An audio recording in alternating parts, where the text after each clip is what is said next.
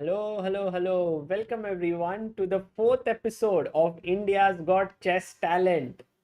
Today we have the team Delphinus, who's going to learn today from Grandmaster Swayams Mishra, who is one of India's finest Grandmaster trainers, and there will be a lot of exciting things to learn from.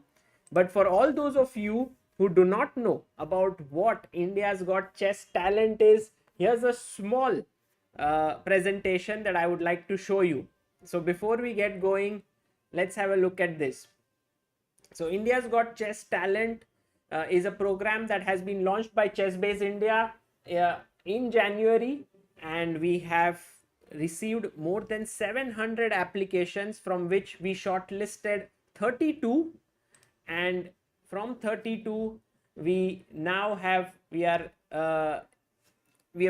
bifurcated them into teams of 8 players each, and the 4 trainers who are there are Debashis Das for team Debashis Das, Shyam Sundar for team Wings of Fire, Swapnil Dhopade for team Chess Patshala, and Swayams Mishra for team Delphinus. And today we are going to have this session of team Delphinus. I also want to know what is the story behind the name of the team. So we'll get to know more about that from Swayams. This was the team of Debashish. This was the team of Shyam, team Chess Patshala, Swapnil Dhopade, and team Delphinus of Swayams. So these are the teams. And what is the format of this event? So from 1st to 4th, we are going to have training sessions. So today is the last training session. It started with Debashish on 1st, then Shyam, then Swapnil, and today Swayams will be teaching his 8 students from his team. And then the players will continue their work for the week, for 1 week, that will be guided by them, by the trainers, through sort of personal interaction and through their WhatsApp groups that have been created. And then in mid-September, somewhere around 10 to 15th of September, we will have the semi-finals, 1, semi-finals 2, and finals. And each match will be 8 games of 15 minutes plus 10 seconds increment. And in case of 4-4 tie, we will have an Armageddon. So this is how it's going to be. And we also have prizes. The winning team will receive a gift voucher of rupees 10,000, and each player will receive this. So and they can buy chess products, books, softwares that will boost their chess. And in addition to this, the coach of the winning team will be able to decide the winner of India's Got Chess Talent Scholarship of rupees 50,000. So the winning coach will be able to decide that. And so that is about the India's Got Chess Talent. Now today it's all about Grandmaster Swayams Mishra and his team. And so before I invite him, I just want you to know that he is an amazing chess trainer. He has worked with the best players in the country, and he's also worked with a lot of players who are upcoming and have helped them to go to their titles, you know, IEMs and GM title. Recently at the Chess Olympiad, Swayams was coach of the India 1 team of the women's section, and there he helped the team along with GM Shyam Sundar and Abhijit Kunte to reach the bronze medal. And he was working very intensively with the number 1 player of our country, Koneru Hampi, and also with Tanya Sachdev, and they have all had wonderful things to speak about Swayams. So this is Grandmaster Swayams here, and this is his team. So let's, without any further delay, call Swayams on the screen. Hello Swayams, how are you? Hi Sagar, mate. I'm good. Thank you for inviting me as a coach, and I think congratulations to you, your team, for this wonderful program, and to all the participants, not just my team members, to everyone who was selected and part of it. Definitely, all of you would be able to improve your game. Especially, the purpose should be fulfilled. That's the main idea. And also thanks to my colleagues, coaches, Debashis, Swapnil, and Shyam, who also had great sessions. I managed to see some of them. It was great. Thank you, Swayams. And I see that your team is so excited that so many questions for you already, and everyone wants to improve. So I think we should get each one of them on screen and then introduce them to you and to our viewers. So shall we do that? Definitely, definitely. Let's go on. Before we go ahead, can you tell us why did you choose the name Team Delphinus? Yeah, so I thought of having a little bit different name, and Delphinus is a constellation. Also, it has a link with the mythology, Greek mythology, and it basically means dolphin. And I think dolphin is a gracious animal, and as chess players, we should be gracious. So that does work out. A lot of deep thought has gone into the name, so amazing there. And Swayams, were you how is going to be today's session? Could you tell us a bit about your plans for the next couple of hours? Yeah, so what I thought is I went through the profiles and I saw most of them have definitely improved from when they sent in their application forms. And another thing, what I saw and observed was they did go through a lot of books or videos. So they have some knowledge. So definitely, what they would like here to improve or let's say I can help them is the questions or the problems they practically face. Because those things, like when you're watching a video, if you have some doubts, you're going to have some difficulties and you don't know what to do about it. So that I think that is the first thing I would like to address. And then we would go on with some pattern recognition. Sorry? Some pattern recognition. Okay. Got it. So that will be a lot of fun. So shall we begin with our first contestant? Let's go on. Okay. So our first student for today is Hiya Garg. She's from Delhi. She's 12 years old and she's rated 1074. Before having Hiya on screen, let's have a look at what she has to say. She has sent in a video for us. Delhi, my current rating is 1074. For me, chess is my passion, which helps me to grow and feel smarter after I play great moves. India's Got Chess Talent means a lot to me because I'll be learning new things from the best about something I love doing and I'm passionate about. Thank you.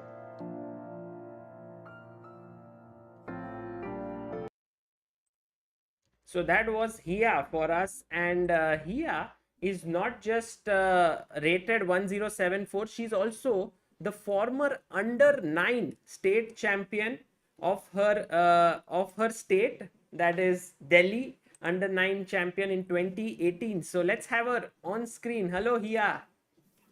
Hi sir, how are you? I'm good, Hiya. How are you doing? Sir, I'm great. Thank you. And what's your plan for today? Are you excited to be learning from Swayams? Sir, I'm very excited. I plan on asking a lot of questions and I'm planning on improving a lot. Are you planning to let others also ask questions? Yes, sir. Once. I think if time permits, she's going to ask for 2-3 hours continuously. I have a feeling. Yeah, she's very, very sweet. And thank you, Hiya, for being here. And also, as you had mentioned that you have had some difficulties improving your chess. And I hope that this will be a breakthrough for you in your chess career so that, you can start moving upwards. Yes, sir. Okay. Let's go to the next student here. The next one that we have is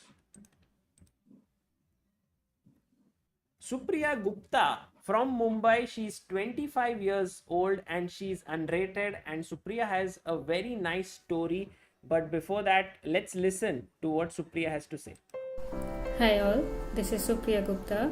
I am from Satna MP but currently living in Mumbai for the work purpose. I don't have any FIDE rating but I have chess rating which is around 1800 in rapid. I started playing chess in the lockdown and I got lot of interest in that, and I want to improve in the same further. So I am looking forward to this India's Got Chess Talent opportunity to learn more and improve further in the chess. Thank you.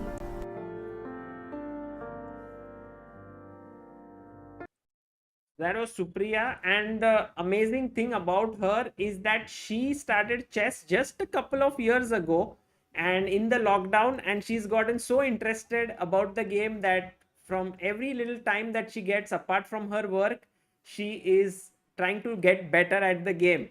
So hello Supriya, how are you?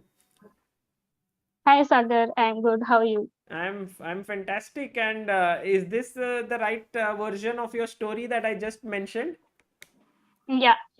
I started from the lockdown only, and I hooked up into the chess a lot. And what is it that you like about chess? The tactics and all. Really? Yeah. Very nice. It's fun. It's going to be fun for you. And what is it that you would like to learn from Swayams today? Are you excited for this session? I am very excited. I'm also very excited, grateful for this opportunity which ChessBase India and your team has launched. And yeah, I'm looking forward to learn new things from Swayam. Nice. Swayams, do you think that if Supriya, like she's of course very successful because she just mentioned she works in a big company and so on. So do you think if she applies her mind, she can become a very strong chess player in the next few years? I think I would rather say if she applies her mind, she can also be part of this big franchise. Like if in future you have a team or something, she can also buy it. Yes, but jokes apart, in chess, yes, definitely, and I think she's very much interested into chess. I think she's very regular and consistent with her efforts. I think even after her office as well. Yeah, that's so very nice. And today, Supriya, if you have any questions, you can ask Swayams. And good luck. Yeah, so thank you. So let's go to our next contestant, next student. He is Ayush Naik. He is from Goa, 21 years old, and with a FIDE rating of 1376. Let's hear from Ayush. Hi, my name is Ayush Naik. I am from Goa. My rating is 1376. For me, chess means a battle. I love playing chess. Chess has taught me how to take decisions and control over life. I am really grateful for ChessBase India's Got Talent, and I am really looking forward to learn a lot of new things. Thank you. So that was Ayush, and Ayush is from Goa, and he also won a category prize at the Goa GM International, where he just lost one game and he's gained 170 ELO points. So clearly he has a lot of potential. Let's have him on screen. So hi Ayush, how are you? Hello sir, I'm fine. Is that the certificate you got at Goa behind you? Yeah. Nice. And when was this? When did this happen? In 2019. So since then, have you played tournaments or not much? No, not much. And do you plan to play soon? Yeah, I'm planning. Oh, that will be amazing. And how excited are you to learn from Swayams today? And what do you want to learn? I'm super excited to learn from Swayam sir, and I want to learn how to improve and what are my mistakes, which I'm making again and again. Okay. Swayams, any thoughts on Ayush? Yeah, I feel for some reason Ayush plans to prepare a lot and then play tournament and only finish in the podium. Otherwise, he's not going to play unless he's prepared. So he thinks about playing a lot but plays very little, yeah? Yeah, he's like when he's sure about finishing top 3, then only he's going to play. So I'm sure he's going to do well here because definitely he's going to play here. Yeah, absolutely. I mean, Swayams, you did Swayams decode this correctly, Ayush? Yeah, 100%. How did you know this, Swayams? I just went through the profile and just made the background check of the players. Wow, guys, this is fantastic. Here is Swayams, one of the best trainers in the country, and he's taken out time specially and gone through your games, your profiles, and everything. So please do make the best use of this opportunity. Let's go to the next one. Here we have Navvye Anand, who's from New Delhi and is 16 years old with a rating of 1274. Let's hear what Navvye has to say. Hello, my name is Navvye Anand. I'm 15 years old and I'm from New Delhi. My chess rating is 1274 and I'm looking to improve it. According to me, chess is a science, an art, and a language. India's Got Chess Talent will allow me to improve my chess level. I will thoroughly enjoy analyzing my chess games, solving puzzles, as well as playing with some of the greatest minds in the world. Let's have Navya on the screen. Navya, you have mentioned that because of certain financial and geographical constraints, you haven't been able to improve at chess as much as you would have liked. So, what happened? Like, you are in Delhi, and I think geographically Delhi is okay. Yes, quite well located. Yes, sir. But the thing is that traveling out of state, especially when you have school, becomes a little hectic. And so that ways, I haven't really had the opportunity to play a lot of tournaments out of state. I think I've played one. And so that was my last classical rated tournament, which was in July of 2018. Okay. And do you plan to play more? Yes, sir. I plan on playing tournaments in October. Oh, nice, nice. And how keen are you today, and how excited are you to learn from Swayams? I'm very excited to learn from him. I want to see how a grandmaster thinks, and getting an insight into his brain will be amazing for me. Fantastic. And Swayams, what are your thoughts about Navvye? Yeah. So first, when I looked at the profile, I think I checked Navya's profile, and I found it quite interesting. The fact that he describes things very well. Like be it a small thing, but he would put words and all. And I think that's what I feel he's creative as well. And that should be applied to his chess also. And yeah, I think the knowledge he has for his current rating, I think is just unbelievable. Wow. I think not just him, there are a few more also who actually impressed me by the games and their knowledge. Of course, I think because of lack of opportunities or something, they were not able to play or increase their rating. But definitely in future, you will see them doing well. Amazing. That's so good to know. And I think Navya, getting this kind of affirmation from one of the best trainers of the country means that you must play more tournaments. You must travel more. Yes, sir. I will. Okay. Let's go to our next student here. His name is Arnob Dutta. He's from Assam. He's 24 years old and he's rated 1328. Let's first hear from Arnob. I'm Arnob Dutta from Nagaon, Assam, and my current FIDE rating is 1328 classical. Chess for me is an endless quest for self-improvement and self-knowledge, and India's Got Chess Talent is an opportunity for me and many others like me who cannot pursue chess professionally to showcase the interest that we have in chess and to learn from those who have walked down this path of chess before us.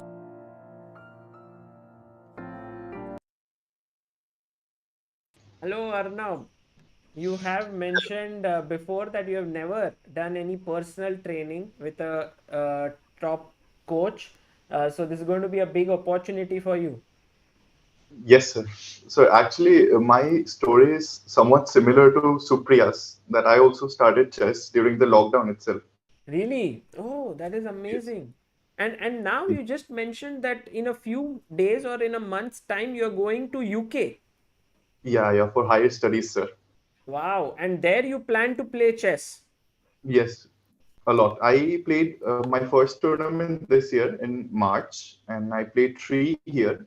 So the rest, like now, it's very hectic. So I'll just go and play there itself. And what are you going to study in UK? It's an MSc in physics and engineering in medicine. So it's just biomedical devices, prosthetics, and all that sort of thing. Wow. That is fine. Tremendous.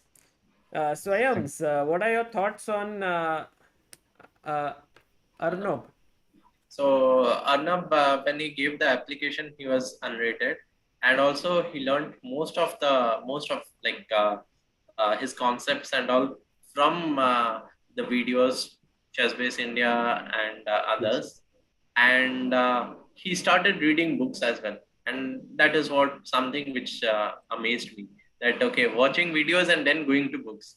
Some people prefer to watch videos and keep on watching because it's more easier. But reading books, and then he played tournaments, got his rating, and his initial rating was 1300 something, if I'm correct.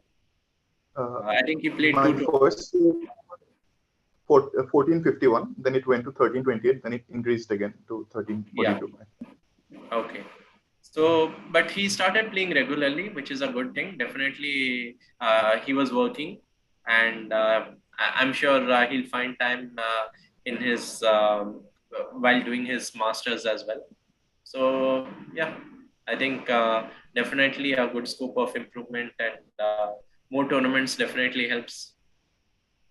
Amazing. Very excited, Arnob, for your next part of your chess career.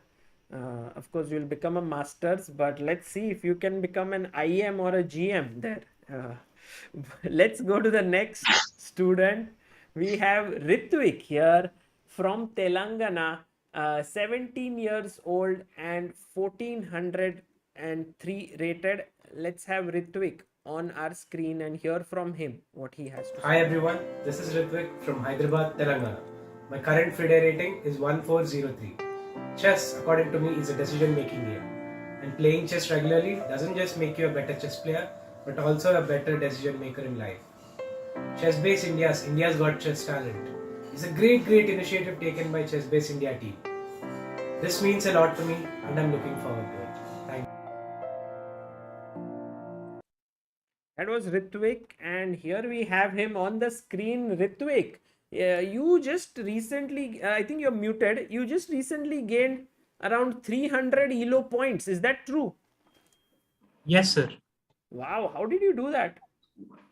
Sir, actually, I gained 100 points at the end of 2021. But then I played under 19 nationals and my performance was not so good there. I lost another 100 ELO points. So then I was pretty motivated to get back those rating points, and I played at Kerala and Hyderabad itself. So I gained another 200 points there. Wow. So you are in good form right now. Yeah, I think so. And how have you ever learned from a GM before? No, sir. This is my first learning from a GM. And how excited are you? I'm pretty excited, sir. Just can't explain in words. Okay, very nice. Swayams, what is your feeling about here? Yeah, I think most of my team members have very interesting stories. Like Ritwik's story about how he started chess was quite interesting from old age home. Yeah. It's a community hall, sir, where old people just come in the evening and they play chess. And a veteran taught me chess. Wow. So it's amazing to know different things, how people come up across chess. And definitely if people are able to come into chess and get interested, and definitely they are able to improve, I think it's a great thing. And Ritwik has been doing well in all his recent tournaments. So definitely quite excited to see how he does here. Yeah. Awesome. Wonderful, Ritwik, and good luck for today. Let's go to our next participant, Aniket Narayan Biswas. He's from Kolkata, 17 years old and rated 1426. So let's have Aniket on our screen first. Listen to him, what he has to say. Hello, I am Aniket Narayan Biswas from Kolkata. I am a chess player with FIDE rating of 1424. Chess is something I really like and it's my passion, something I can't live without. And India's Got Chess Talent is a great opportunity for me, for the chess students. I would love to go forward with it. Thanks a lot to ChessBase India for this opportunity.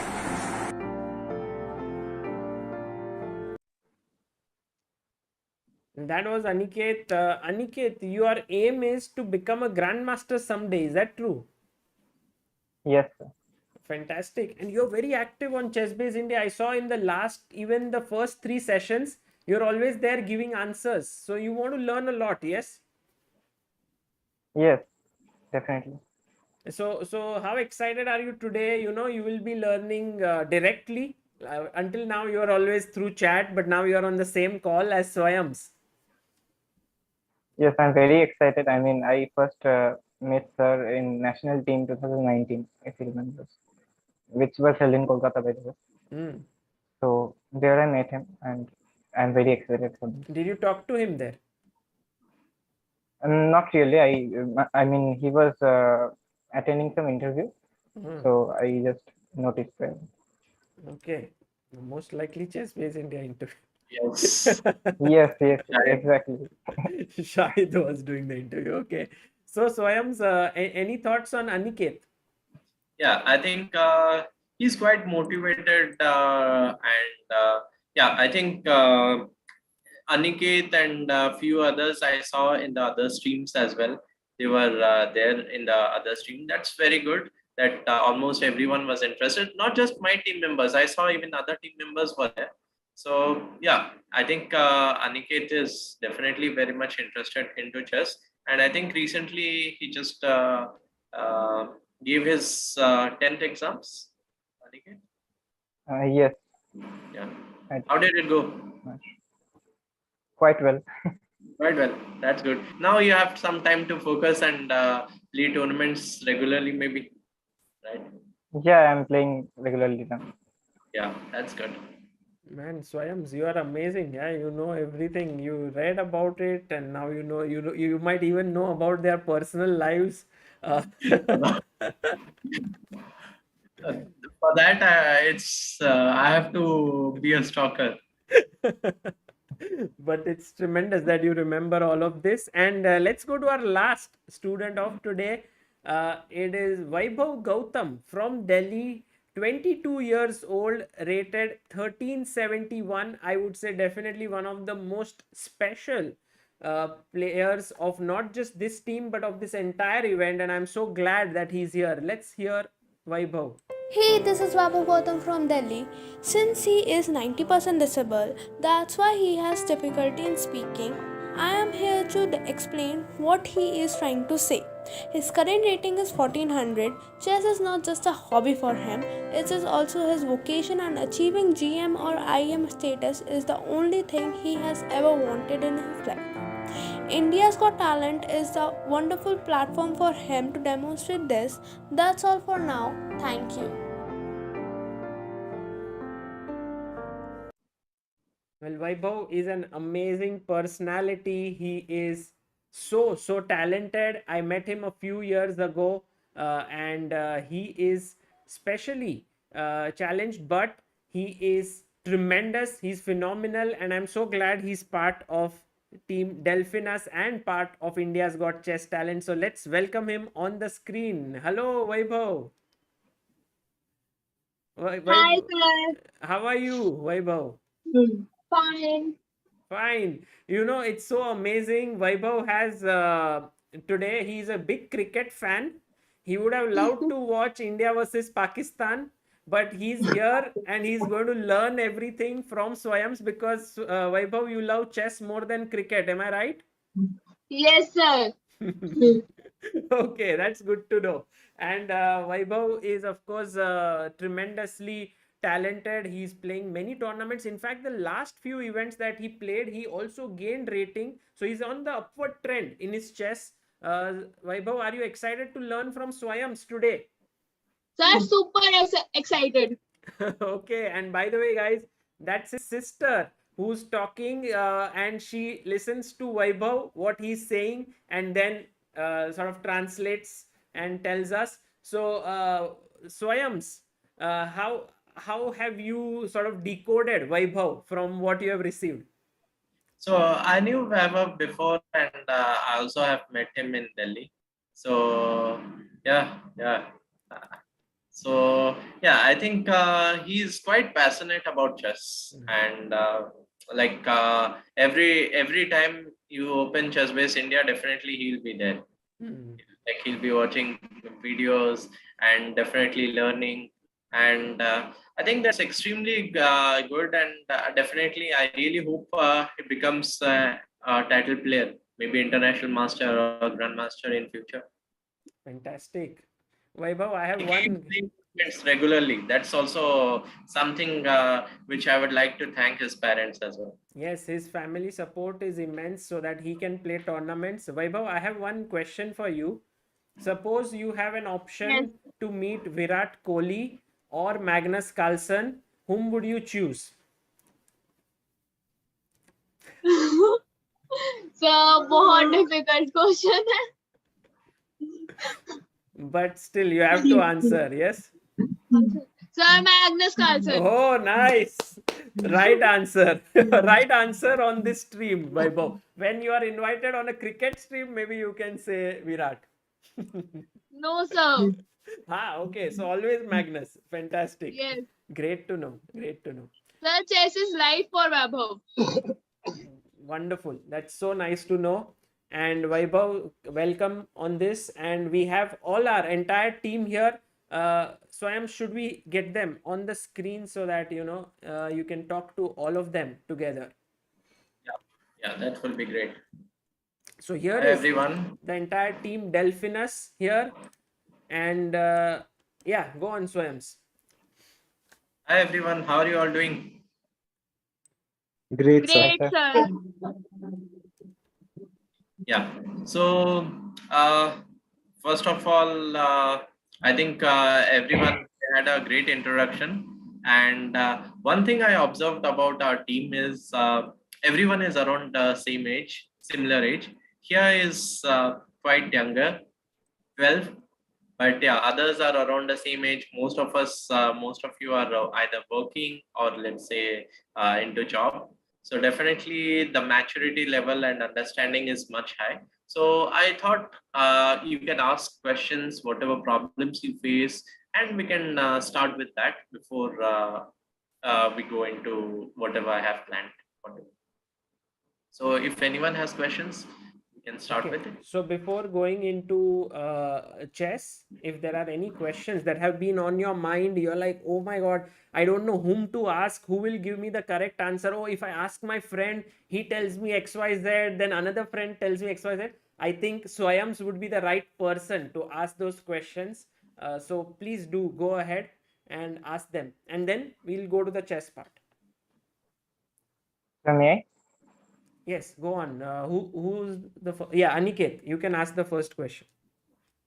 So my question is how to extract the most out of passive learnings and all. Like there are immense amount of material like video courses and books. So is it the method to Yeah, can you please repeat your initial part? I missed out. My question is how to extract the most out of passive learning. Passive learning. Okay. So I mean how to top players like you study. Yeah. So as you rightly told, you directly told about passive learning. So here I'll like to just describe a bit about active learning and passive learning, what I believe in chess. Active learning is something where you are thinking or let's say when you are watching a game, for example, let's say a game which is going on today in Dubai Open, let's say, and you're watching it on Follow Chess, And then what you do is you start thinking, okay, why this move is played, and you start calculating, spending time. But sometimes we are short of time. At that point, it's better to do passive learning, where we want to learn more things a little bit quicker, where we are short of time. So what we can do is we can go through some games. Let's say either you can use any of the sources available. Let's say League Chess, ChessBase, chess.com, or just even the recordings. Like for example, I watched some of the streams. I do watch regularly the streams of ChessBase India, but I can't watch it live. So what I do is I go through in my free time. I just go through the ChessBase India recordings, and then whatever I feel, okay, this is interesting. At that point, I just pause and try to understand what the player is telling. And seeing games, observing patterns, that is also another aspect that can help in passive learning.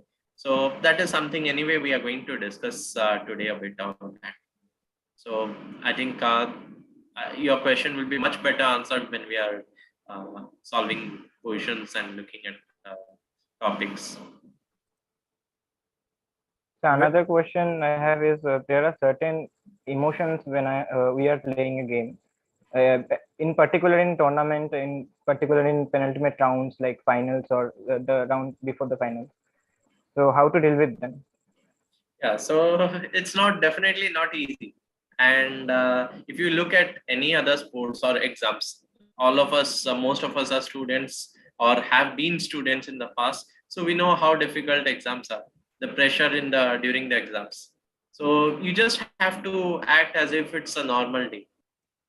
I understand that pressure will be high, but you have to try to practice doing that every day. Like for example, in your training, you should not think about pressure. For example, let's say you're playing a game. Just try to think, okay, if I win this, I'm getting the first prize of the tournament. That is one way to practice for the tournament, directly aiming for it. You are playing online. You are playing a series of games with your friend. You can take it, okay, if I win, I'm going to win something big. So you are creating pressure yourself, and then it will be adjusted. Your mind will be adjusted, so you won't feel the pressure during the tournament, because otherwise, definitely we are humans. Emotions, we cannot stop our emotions. It is bound to come, no matter how much we try. So definitely we have to learn how to control it, and the best way of learning is to experience it. So I think this is one thing which I suggest my students, and it definitely has helped so far. I hope it will work out for you as well. Very cool. Thanks a lot. I think an important part of this is like sort of visualizing that you will be in such a situation, and that really helps when you actually go into that situation. And very interesting, and thanks for those questions, Aniket. Next one, who would like to ask? So Vaibhav want to ask something. Okay, let's go. Vaibhav's questions. Hi sir. So Vaibhav, Hi. Can you hear? Tamanna, can you say a little louder? Yes sir sir Vaibhav पूछ रहा था कि उनकी ना position सही होती है मगर गेम वो लूज कर जाते हैं कभी कभार अब पोजीशन पे भी अच्छा, so पोजीशंस अच्छा आ रहे हैं एंड देन पोजीशन मिस्टेक्स हो रहा है या लॉस हो जाता है. आई थिंक ये सबके साथ होता है. ऐसा कोई भी प्लेयर नहीं है. Magnus Carlsen, I think Magnus Carlsen भी आएंगे तो वो भी सेम चीज बोलेंगे कि मेरा भी अच्छा पोजीशन पे मिस्टेक होता है. एंड ऐसा कोई भी नहीं होगा जो बोलेगा हाँ 100% कन्वर्शन रेट है. हम लोग क्या कर सकते हैं, इसको बंद नहीं कर सकते. We can not eradicate, we can not remove them, rather we can try to reduce them. कम कर सकते हैं इसको, तो जितना कम करें उतना अच्छा है. तो हमें क्या करना है, फर्स्ट ऑफ ऑल अगर अच्छा पोजीशन आता है तो रियलाइज करना है कौन सा अच्छा चीज है. अगर एक्साइटेड एक चीज है और कहाँ पे मिस्टेक हो रहा है. एक है एक्साइटेड होके ब्लंडर होता है.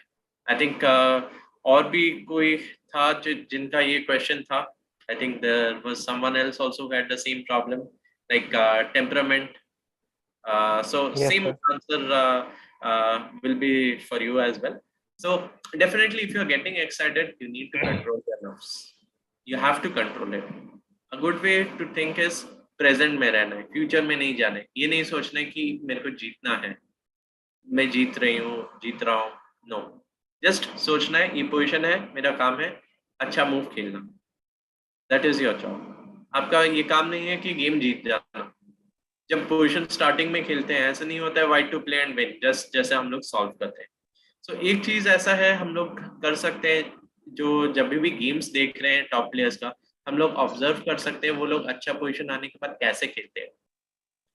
मैं जितना मेरा एक्सपीरियंस है, what ever I have look, I can say that one factor is common, not to give opponent counter play if you have enough time or a long term advantage. Long term advantage हो तो, जैसे अगर आपके पास attack है तब आप opponent का counter play को रोकेंगे, दैट डजंट हेल्प. बट अगर आपके पास मटेरियल एडवांटेज हो या फिर एक पास पॉन हो, लॉन्ग टर्म पास पॉन है, प्रोटेक्टेड पास पॉन है, then you can play slowly. Opponent का काउंटर प्ले रोकना है, देन जाना है. ज्यादातर मिस्टेक्स ये होता है हम लोग ओपोनेंट का मूव्स या आइडियाज मिस लेते हैं. Yes sir. सर अब आपका एक और डाउट है कि वो पोजिशनल गेम तो अच्छा खेल लेते हैं बट डायनामिक प्ले नहीं कर पाते, तो उन्हें डायनामिक प्ले कैसे इम्प्रूव करें अपना? हाँ, मैं वैभव का गेम्स देख रहा था एंड मेरा फीडबैक यही है कि थोड़ा डर लगता है वैभव गेम के बीच में थोड़ा सा, तो वो थोड़ा सॉलिड खेल लेता है, तो उसके बदले थोड़ा एग्रेसिव खेलना है, अटैक करना है. वैभव तो शेर है, शेर जैसा ही खेलना है गेम में. Yes sir. सो ये चीज है कि आप अगर डर जाओगे, दिमाग से डर जाओगे, जो बोलते हैं ना जो डर गया मर गया, सेम वे अगर डर जाते हो गेम में भी दिमाग में आप सोच नहीं पाओगे, डर आ जाएगा कि कहीं मैं हार गया, कहीं गलती हो गया. तो ये नहीं सोचना है, ये बस खेलना है, एंजॉय करते हो गेम को, बिना डरे खेलो. आज हारोगे तो क्या होगा, कल जीतोगे. हार कर जीतने वाले को बाजीगर कहते हैं. Okay sir. Right. Sir dynamic play के लिए कोई अच्छी बुक सजेस्ट कर सकते हो आप? डायनामिक प्ले के लिए बहुत सारे बुक्स है. आई थिंक एक है आपका बोरिस गेलफैंड का डायनामिक डिसीजन मेकिंग. थोड़ा सा डिफिकल्ट हो सकता है बट अगर पढ़ेंगे उस बीच में बहुत सारा बहुत अच्छा चीज है. Like the text what he has given, that is very very important. एक पोजीशन के बाद जो एक्सप्लेनेशन है, अगर आप लोग कोई भी anyone is reading books, I think a good idea is to go through the text what is written in the books. Basically you are learning from a grandmaster, you are getting lessons from a grandmaster there. Like the explanation, that is most important. बहुत लोग का ऐसा हम लोग का सोचना हो जाता है कि पोजीशन देखें सॉल्व करने लगते हैं, but more than solving it is about reading through it. और डायनेमिक प्ले का सबसे इम्पोर्टेंट चीज है वो बहुत जल्दी बदल जाता है, तो immediately we have to take action. तो कौन सा चीज है वो देखना, recognize करना भी important है. Awesome. Okay sir. Very nicely said and amazing. That was some great insights. And Vaibhav, ये याद रखना what Swayams has said कि Vaibhav तो शेर है. You know, that is the good thing to remember, that you are very brave. Okay, who's next? Who would like to ask? May I ask? Sure, Hiya. So many times since I am like under 12 category, so many times I face players whom I faced before, and perhaps I've lost with them. So the past experiences sometimes impact my games. So I think about that game sometimes, and so I might get underconfident, or I might get slightly pressured that I have to win. So how do what should be my mindset when something like this? Yeah. When I get tired?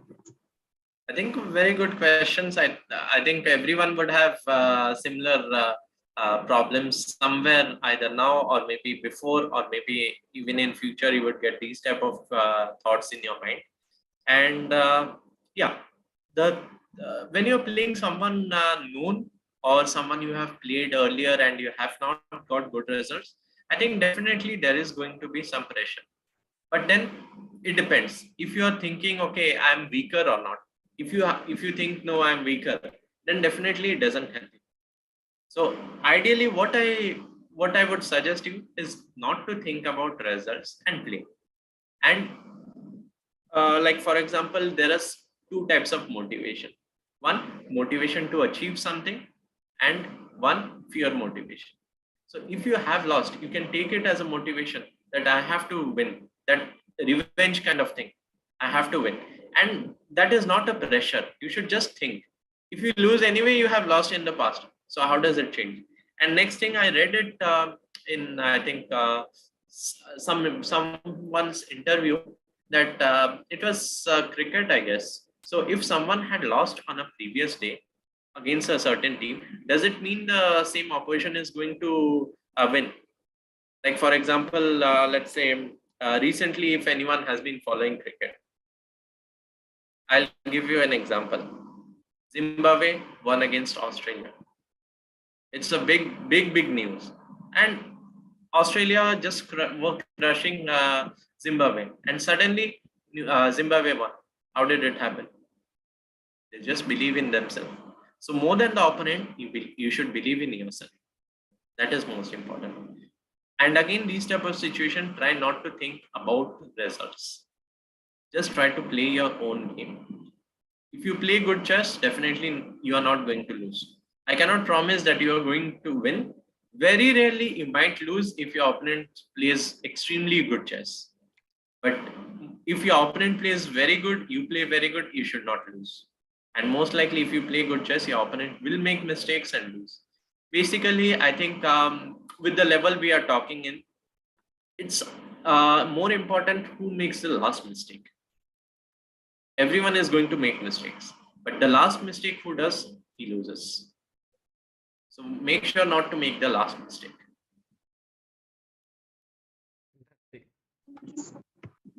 Can I ask a question? Yes, Navvye. So my question is, during a game, how do you ensure that you're focused and you don't drift away or just focus on the game? Okay. Yeah, everyone gets tilted these days. Definitely concentrating is not easy with distraction, with time running on the clock. I think one thing what you can do is, as I was telling, you can try to practice it, the same thing in your training. Whatever you have problems in tournaments you face, the same thing you can try in your training. How to do? When you are solving positions, set up a chess board, put up a clock, set a timer for yourself. That pressure will be there. The same thing as in tournaments. It's very similar to the tournament situation. If you are seeing a game, try to guess out the moves of the player, keeping a timer. So that would help. But of course, again, you need to have that much time. If you are short of time, this won't help out. And concentration, like focus, concentration, I think meditation can help. Recently, I think one of the strong players posted in Facebook about meditation, and a lot of suggestions did come up. And I personally, I would say something like mindful meditation would help. So mindful meditation means concentrating on one particular thing. You can search it in YouTube to look into details. There are much deeper ideas as well, like the ways how to do it. So that can help. And also just be in the present. Like the thing is, we drift our thoughts towards something negative, or let's say sometimes thinking about what if I win. I'll give you one example. In one of the games, I was completely winning. My opponent was an FIDE master, and I had a good start to the tournament. I know I was winning. I saw the winning plan, and my opponent was not playing correctly. So I thought, okay, I'll win anyway. So let me just make few moves, then I'll go for the win. And then I started planning my dinner plans and other things, what I'll do after the game. Expecting my game should finish in 15-20 minutes. And the game went on for next 2 hours. I managed to win, but because my opponent played well, I missed the opportunity. I had a long game. So definitely these things would happen. But yeah, again, staying in the present. I was focused on what's happening in the future, getting other thoughts. That's not like I have made mistakes. Everyone is human. Everyone makes mistakes. So it's not something to be ashamed of. We can learn from it and then improve. So that's what I would suggest for this. Very nice. Very cool. May Okay. I ask a question, sir? Yes, please. Arnob. Yeah. So I just wanted to know that like जब हम games खेलते हैं, like even for me, I am good at imagining like मेरा pieces best कहाँ fit होगा and all of that. But how do you like cross the psychological barrier कि opponent मतलब the best moves for the opponent, the best plans for the opponent? How do you like get into the habit of imagining them?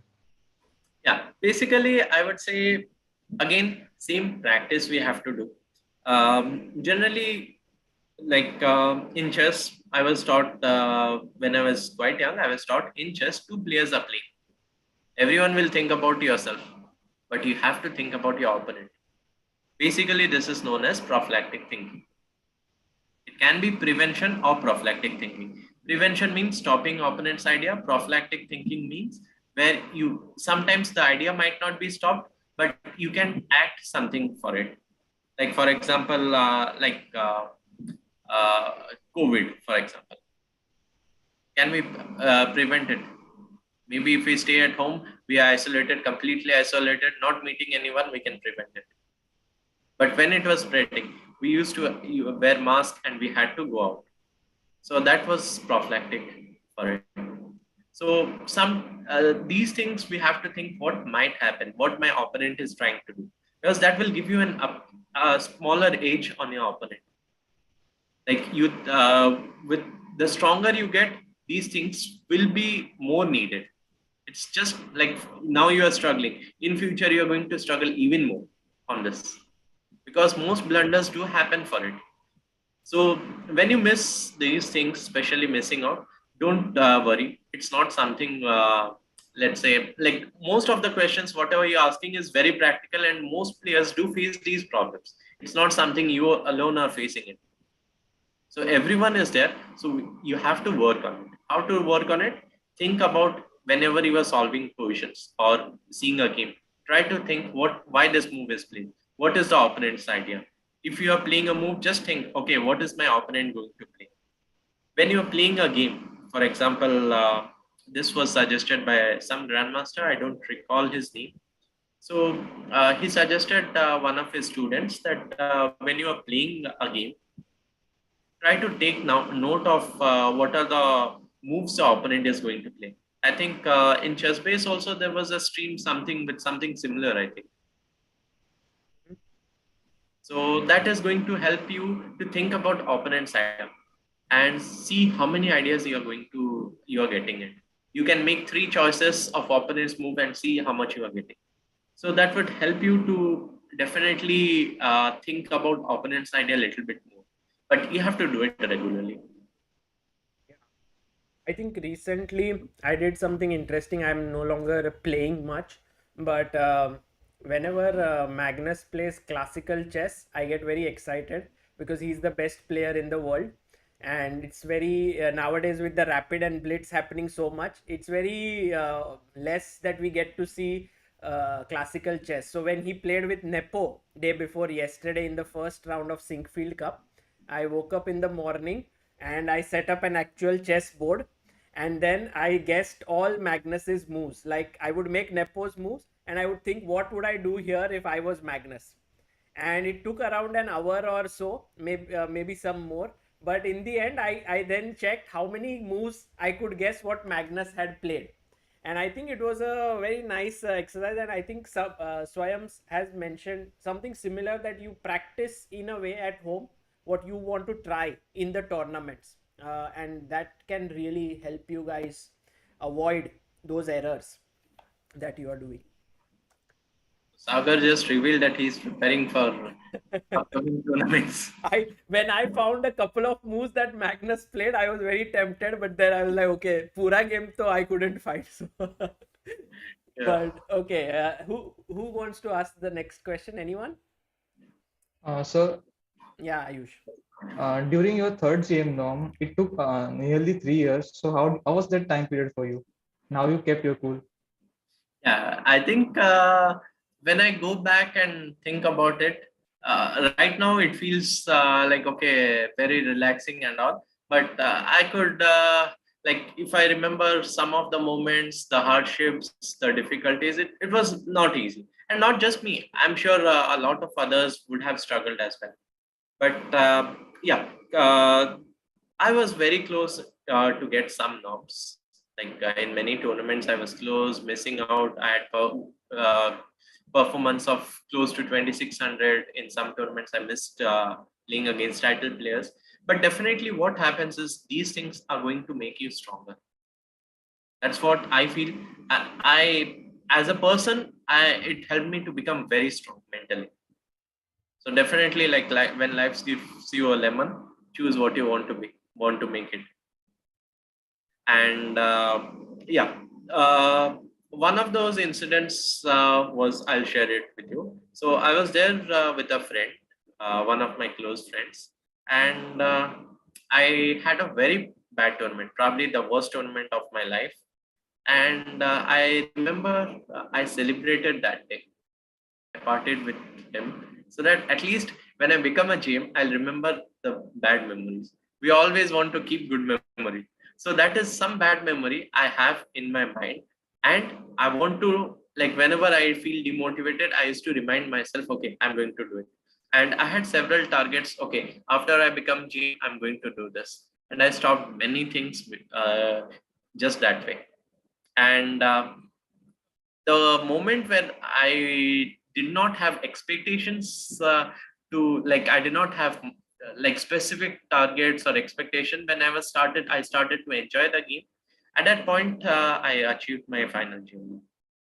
I've heard this often, yeah, Swayams, that when people expect the least, they get the most. I think that's because they are not thinking about something in the future. They are just focused on their play. Yeah, basically, yes. The mind is not clouded, it's clear, and then you can concentrate on the games. Right. Okay, anyone else has any questions? Yeah, or should we go to chess?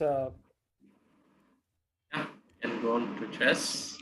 Yeah, Hiya wants to ask. She unmuted and she was like, "Oh, should I ask?" No, no, you don't have a question. Okay, so let's. If you have any questions that come to your mind, you can of course ask as the class goes on. Let's go and see some chess here along with Swayams. And yeah, I had a position here. Just a second. Let me just get that.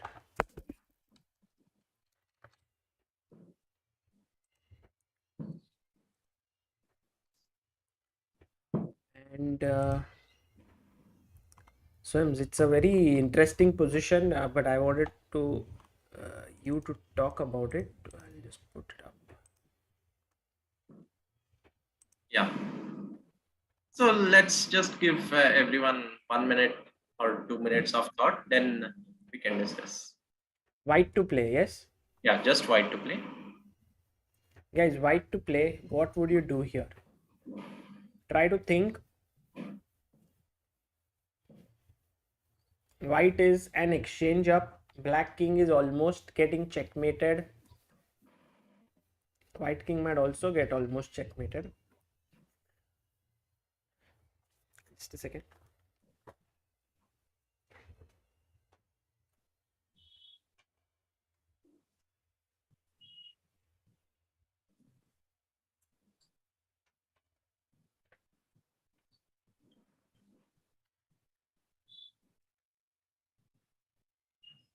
Swayams, how do you recommend, like, do you think that people, when they're solving such, they should set it up on a board, or doing it from a screen is fine? Well, personally, what I think is if you are able to solve the position within the first 2 minutes, I think it's not needed. You can solve directly on the screen or wherever. Otherwise, a board is a better option. But again, looking at the dynamics, if you are short of time, definitely you would like to do on the board, but the number would be reduced drastically because solving on the board and solving on the screen gives you a very different view. Many players actually struggled after the pandemic because they were used to looking at the screen, and then playing on the board seemed completely different to them. Right. So for all those who are actually new, just getting into chess, as we saw here, I think practicing on the board is very important, because those who have started recently have done so on online, and when you go to tournaments, it's on a board, so it's very difficult sometimes to switch. So you must practice on the board before going. Okay. By the way, in the chat we also have some answers that have come in. And I think many people may have the right answer, may have the wrong, but let's first ask the people here. Anyone who has, I think Aniket has raised his hand. Who else? Ayush also. Ayush. Anyone Yes, else who has the answer? And guys, don't feel that, oh, I might give a wrong answer or something. Just try. You will learn something. Hiya, Supriya has also raised her hand. Okay, let's go with anyone. You can ask someone. Supriya, maybe. Let's ask her. Yeah, let's start. Rook E2, idea of playing Rook G2. Okay, wonderful. So that's very logical. You think we want to checkmate, right? We are exchange up, and Rook G1 is not possible. G5 is there. Anyone else who has the same answer? In the chat, we have Mitul KH, Tankev, Kavnur Singh, Real Sagar Shah, everyone saying Rook E2. Who else here has Rook E2? Real Sagar Shah also? Not me, because I also thought about that move, but in the end I stopped in my tracks, although I'm not sure why, but let's. Rook E2, even I thought. He also wants to do Rook E2. Okay. Okay. I think Rook E2 is better. Everyone now wants to go with Rook E2. Anyone who doesn't. Yeah. Anyone who doesn't want to play Rook E2, please tell me. No one is saying no. Yeah. So let's assume that everyone wants to play Rook E2. Okay. So I think that is very natural to go Rook E2, and you see F3 is not possible. The only move that seems to stop Rook G2, because then then the E3 bishop hangs. You can take with the queen or with the either of them works. Any other move, let's say if black tries to move away with F5, definitely it doesn't help F5 or F6. Rook G2 check, and Rook G7, King F7, Rook G7. Black will get mated. So it seems black is lost. And suddenly black plays Queen E4 check. The only move left, Rook G2 check. Maybe you thought black was ready to play Rook Queen B1 check and he missed the check, right? But then, surprise. When we are calculating, we should look at forcing moves. I think in the previous sessions as well, other trainers have been talking about this regularly, and I'll like to point it out again. Always look at forcing moves. Checks, captures, threat. So if we go further, the only forcing move. Black resign is another forcing move for black. Black can resign, and look at Navvye. He's like, oh my god, did I miss this? Everyone's now suddenly. I can see in a lot of people's faces that they realize the problem now, right? Yeah. So black will just play queen into G2 check, king into G2, and then F3 check. King into F3, almost forced, and then you lose your queen. And suddenly, from winning, you end up losing the game. Happens to most of you. Very nice position. Yeah. So what is important here is we should not rush. Or if you think you are winning, you have enough time. Just try to look at forcing moves. Definitely don't reject a variation just because it's not possible, or you think it's losing the queen or something. Especially if you have a winning position, opponent, think about opponent. Opponent is going to lose anyway. So opponent is going to try some tricks. And it's like, anyway, I'm lost. Let me try to sacrifice the queen. The desperate attempts will come up. So this was one of them. Right. And I think in the chat, Swayams, a few people also had mentioned this move, queen takes f4. Yeah. And I think, does anyone also here want to play that move? Sir, no, because after queen a8, you lose. Sorry? After queen a8, you lose. You're getting checkmated, not even winning, not even losing the queen. It's a checkmate, yeah. So this is not a good move to take. Probably, okay, this position is not actually about solving or finding the best move. It is spotting the idea that rook e2 does not work. Yeah. Because generally, yeah, please continue. yeah. So generally what we do is we try to find white to play and win and try to solve things. But in our games, we see one idea and we go towards it. And now if you see rook e2 not working, probably I'm sure you know the problems, what you are going to face, and then you can overcome it. So definitely, I think one of you can give an answer, because I feel after the first move, there can be multiple moves that solves the problem. Like Sir, can you go queen g5 first? Queen g5, very good. Yeah. Now with the idea of rook e2. Anywhere the queen. Let's say h7. Still the same problem. No, but now after f3, the bishop is also hanging. But it's the same number of pawns, yeah. Okay. But now if you play rook e2, there is queen e4, queen b1. Yeah. Queen b1, yes. But everyone, we are already winning or better, right? Why do we need to win immediately? Do we need to win immediately? Because we are used to solving positions, we start thinking, okay, why to play and win, right? This puzzle was not about why to play and win. It was just the tempting move and spotting opponent's moves. Why to play and not lose. Not lose, right?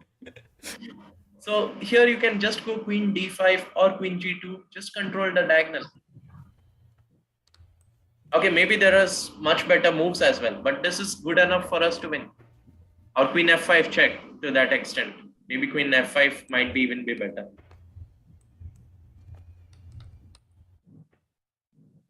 I think this is a great example, yeah, Swayams, where they were talking about, how they lose winning positions, how they don't have, when you have to control your nerves. I think this is the great example, if you remember. Like, you don't have to force things. You have to keep calm, you have to breathe, and you have to find the best move. Amazing. I mean, keep this with you, this example. So we can move on to the next example, I think. Okay, number 8. Somewhat similar. Number 5, maybe. Okay, number 5. Guys, Swayams is here with tricky positions, yeah? So be alert. Let him not fool you.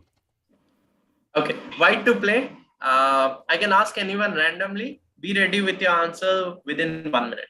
Okay? Ooh, 1 minute. Come on, guys. White to play. What would you It's play? just warm up. Okay, already I see some Hiya being ready already. Right here? Okay. Hiya is ready. Yeah, let's ask her. Okay. Let's not wait. She's ready. Hiya is so strong now. Hiya, remember, you have to not lose this game. Yeah, this is your national championship game. Final round. Okay. Give your move. Sir, I was thinking rook c7. Very good. Because I was a bit scared that there would be any threat, but there's nothing. Excellent. Okay. Anyone else wants to add what he has said, or everyone, all of you agree with here? May I? Yes. May I? So rook c7, the problem is rook c5. Very good. And you can't take the queen because rook c1, and if d takes, then queen d1 mate. Very good, Aniket. And here you lost. What a move. Just brilliant. See, you spot an idea, it's important to think. I gave you 1 minute. You had enough time to pause and think. Think about opponent's move.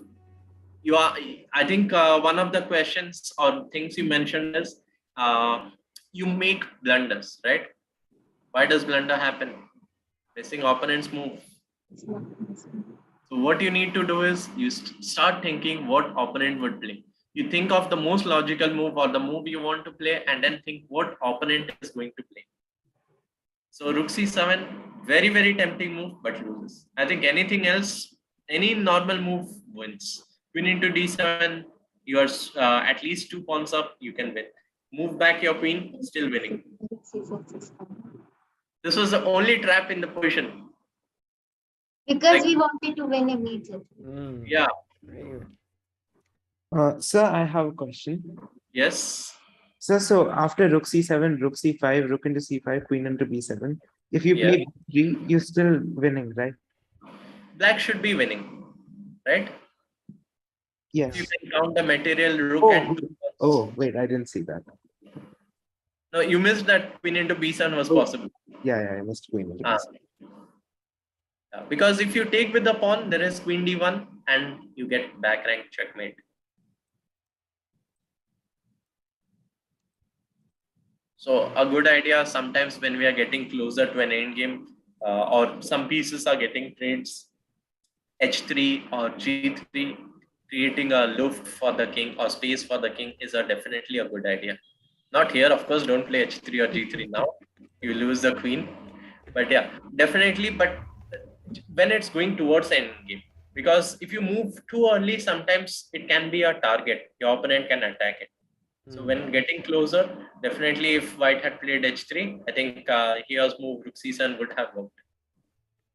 Swayams, is it true that when people are spot a winning move, they sometimes stop breathing or they start breathing very quickly? So maybe if you can breathe normally in that position, you can start looking at opponent's options more clearly. I don't know about that. I never observed those more things. But yeah, if there is some stats that might be true. Maybe you guys can observe, yeah, like Hiya, when you spotted rook c7, did you get very excited from within, oh, I'm going to win and stuff like that? I was manipulated by this position because I really thought that because of our pawn structure, nothing can happen. I just didn't see rook c7. Yes. Because it was like looking. I just saw the position from above. I didn't really get into the position, and I just played rook c7, and I didn't even see rook c7.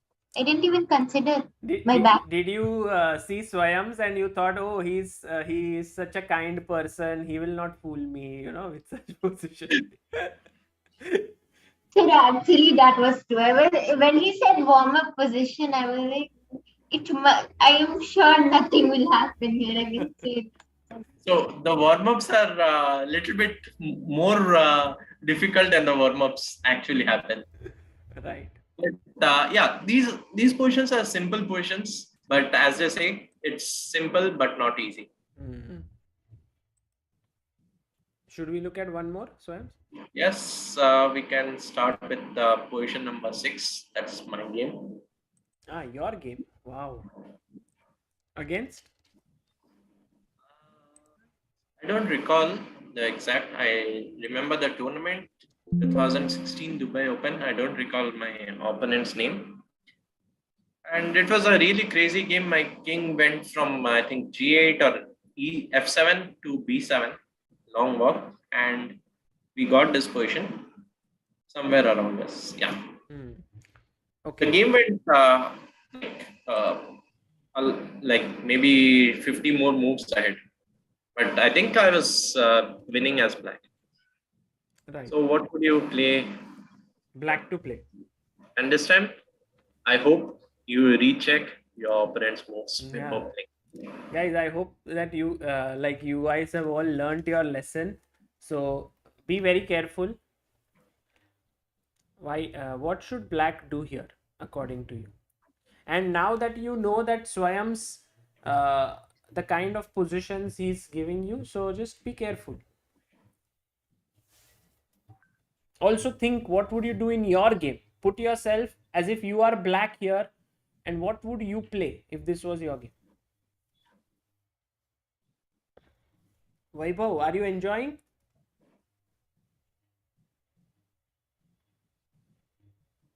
Yes, sir, very much. Okay, fantastic. And if you have an answer, Vaibhav, you can just put your thumbs up and then it'll come to you. Okay? Black to play. Okay, sir.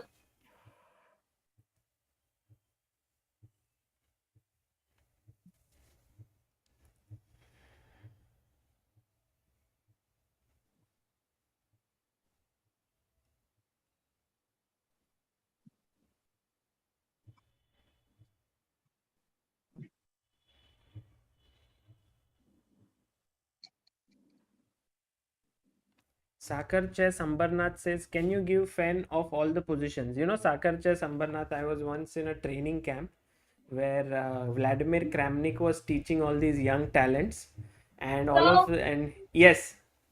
Sir, I have got an answer. Okay, yes, Vaibhav. I'll tell my story later. Yeah, Vaibhav, go on.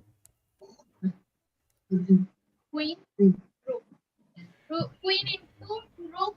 Queen takes G2. G2. Okay. My question to everyone is, what do you think about queen into f4? Great, you win a pawn, yeah. And I'm attacking the rook as well.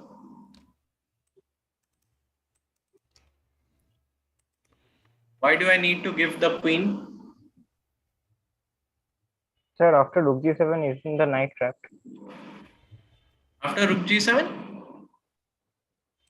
Rook g7 is wrong. Rook b2, sorry.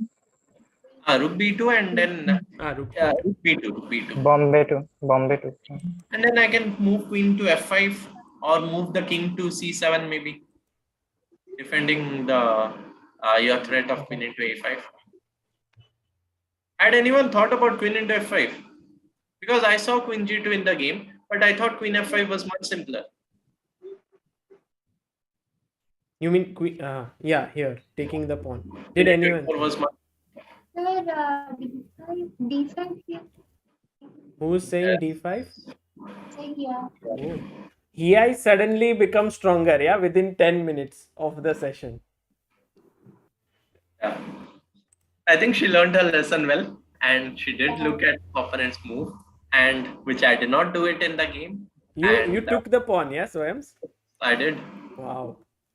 And now I had to play this position with an exchange down. Of course, it's not completely lost. I played rook f8.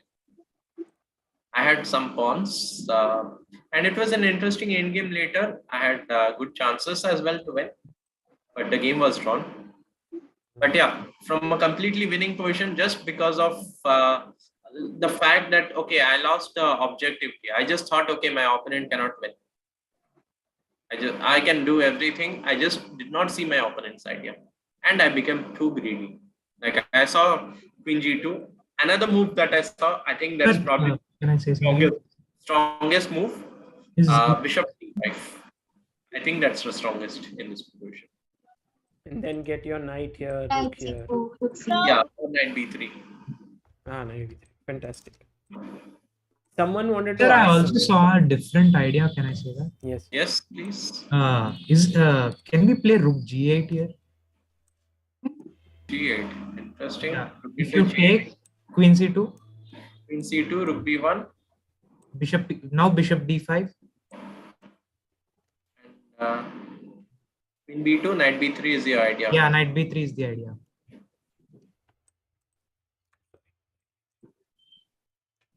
Okay. And but even when he plays knight b3, you take with the rook, you will still be exchanged down, yeah? No, not now. If he plays queen b2, then I play knight b3. Otherwise, now there is a mate mate on queen a2. Of Yeah. course, of course. So if rook b2 here, check and rook b1. Yeah. and then now is no. I can't play knight b3. knight b3, there is always queen Yeah, queen b3. Yeah. Yeah. So on queen c2, you could also play queen b2. Now knight b3. Knight b3. King. Yeah. Maybe that also Knight works. b3, king a2. But this is like hanging Yeah. on the This edge. is very risky. At least there's a draw for blacks. Yeah, most likely it's going to be a draw. But yeah, see, this thing, when you have a winning position, why do you want to sacrifice? Definitely, all of us would agree black is much better. Black is in control of the game. Queen into g2, definitely a good idea. I did see it. I was worried about the fact that at some point, let's say queen g2, rook g2, bishop g2, something like queen e7 or queen d6. Queen Mostly d6, like yeah. queen d6, bishop c6, and something like d5 would come. This is what I was worried during the game. If pawn takes, then f5, and he has a pass pawn with my pieces stuck in the queen side.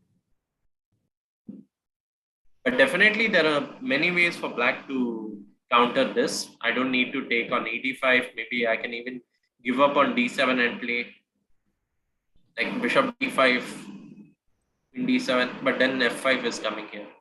Yeah. But still black has some threats, rook g8, rook g1.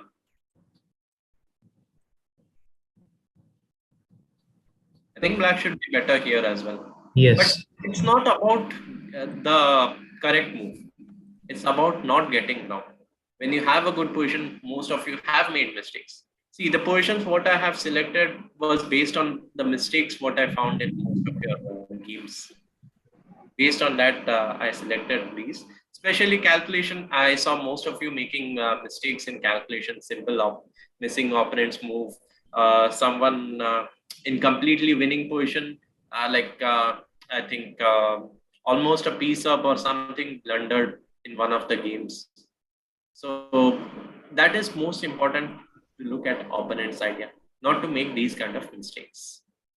See, if you don't make mistakes in a good position, you're not going to lose. And think about this fact. You are playing a lost position. How would you feel about your position? Would you like to play it for a long time? You would like to do something quickly. Try to act fast. You would not like to have a bad position for 1 hour. So definitely opponent would like to try to do something, and then he or she would make a mistake very quickly. So you need not lose patience. Be patient then. Okay. Fantastic. So yeah, I think we can go on with the first position from one of your games. The next one, Okay. position 1. Should we do number 8 before that? Yes. I'm very excited because of this, and maybe that, and then we go to number 1. Yes, definitely. Okay. Let's do, guys, one last one, and then Swayams has positions from your games as well. So white to play. What should white do here?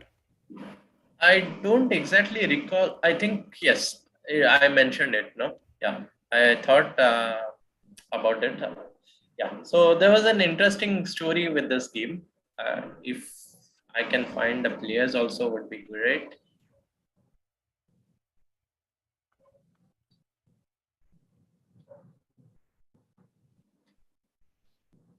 Again, try to think of logical moves. Don't try to think, okay, everything works. Because this is how we calculate during a game or tournament. It's not about white to play and solve, white to play and win, white to play and draw. That's never how we think. Okay, Arnob, you have been very quiet. Also, who else? Ayush, you have not spoken much. And also Ritwik. Yeah.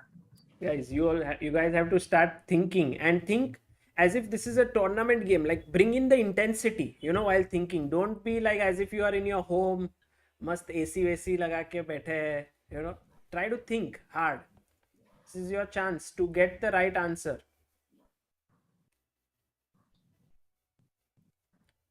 May I try? Aniket, you have found the answer? Yes. Okay, Aniket has his move ready. Anyone else? Navya has a. Let's go with the.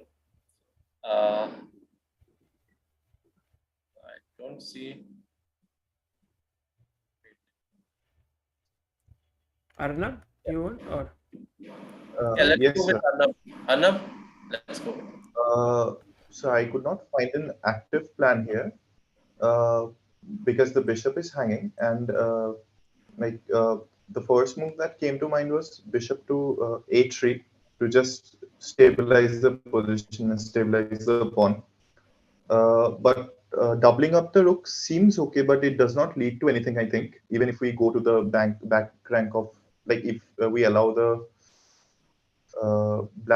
the c8 rook to take bishop, sacrificing does not seem good. So, and I don't think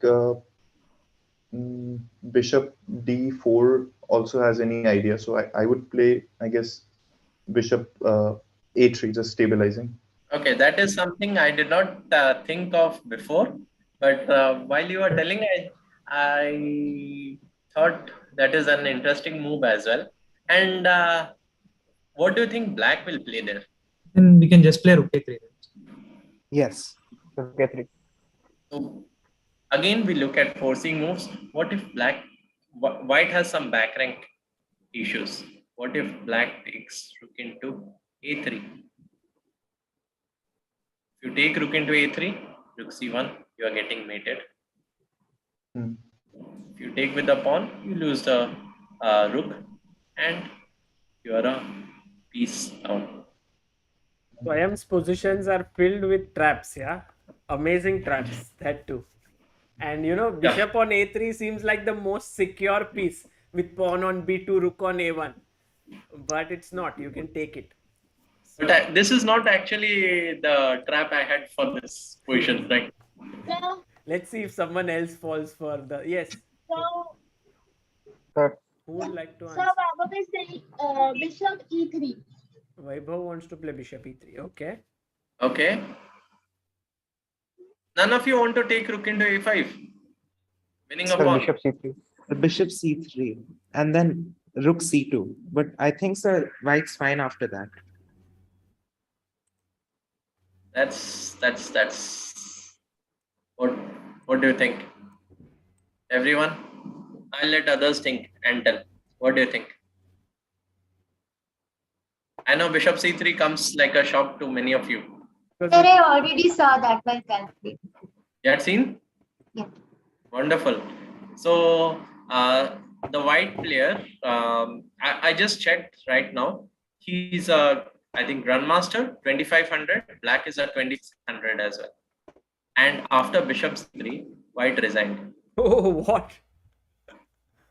White just resigned, thinking he blundered in an equal position. Sir, but there is rook c2, bishop a5, Yes. bishop e4. And then bishop d4 check. There is bishop rook c2. Yeah. So now, But if you rook c2, take rook b2.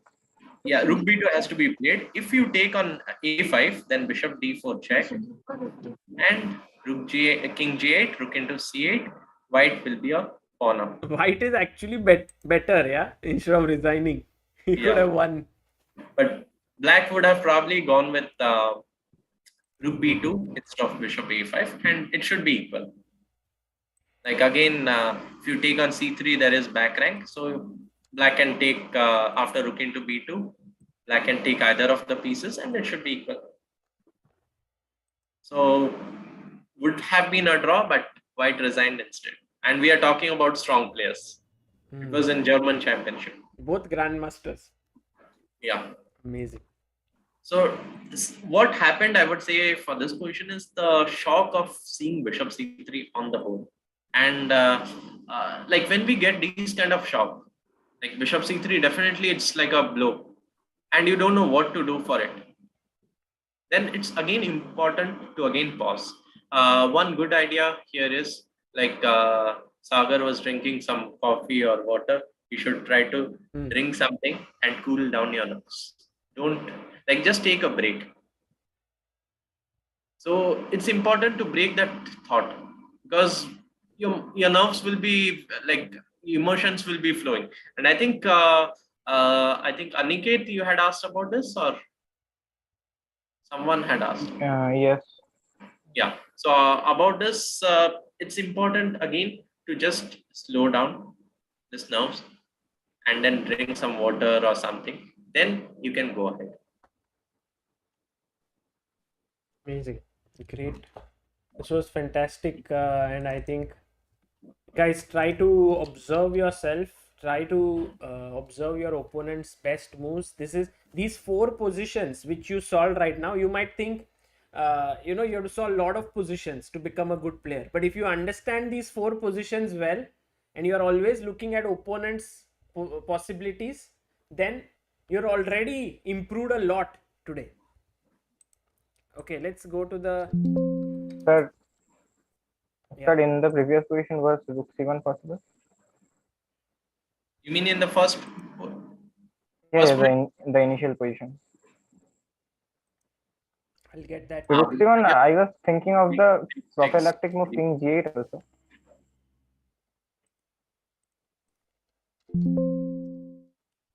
I think couldn't think.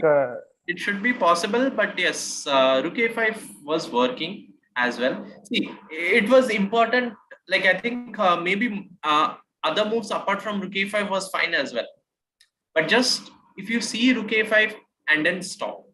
Also, one more thing I did not tell you right now is wherever you're stopping your calculation, wherever, if you want to improve your calculation, let's say when we start our chess, how many moves were we able to calculate? 20 moves? Anyone was able to calculate 20 moves from the beginning? No. 10 moves? 5?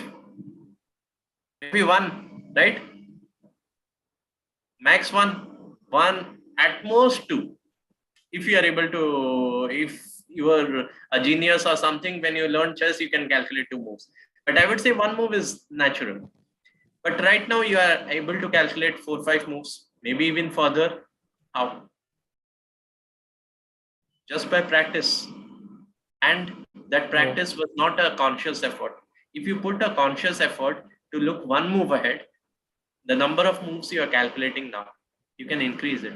If you are calculating 5 moves, you can increase to 6. Yes, Vaibhav?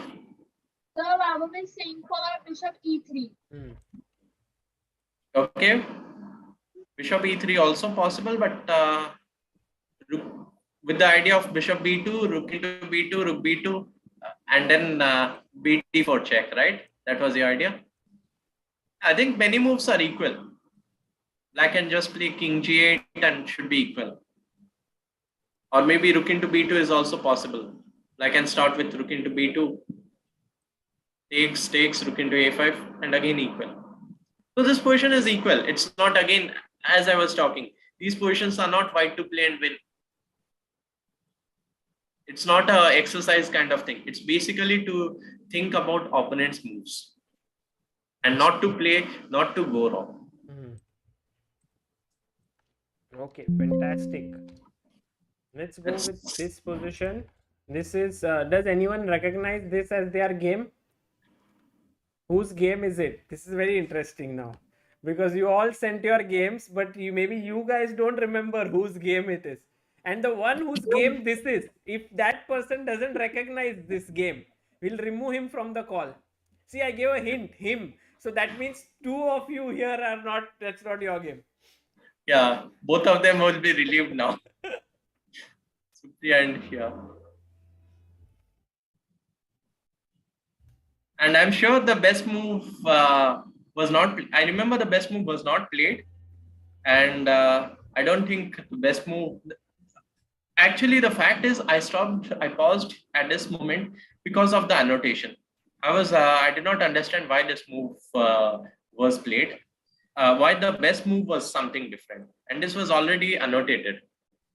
And that person doesn't even right now remember that it is his game. I think so. Doesn't remember. I think that person had asked the question how to increase concentration. Yeah, I recognized it. I was just a little hesitant to say if it was mine or not. Okay. Next, Navvye, you should ask how to increase memory. Okay, black to play, so I'll flip it. Yes, so black to play. I think this position is quite interesting. Not based on really much topics, but again, I think it's similar to what we have been discussing throughout.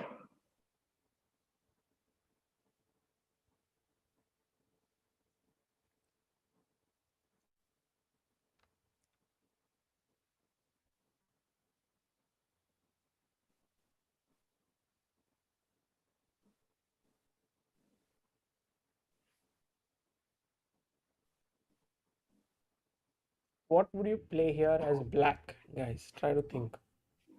Yeah, so I remember what I think I played. Remember? Yeah. Should I tell or not? Or Don't tell. okay. Maybe you can write in chat either to Sagar or me. Make it personal. Don't send to everyone because I think it's going to be an interesting challenge for us. That was what you played? I don't think so. I think that's the hidden variation in this line that But that was not there in your analysis. Okay. So Vaibhav is saying bishop b4. Bishop? b4. Okay.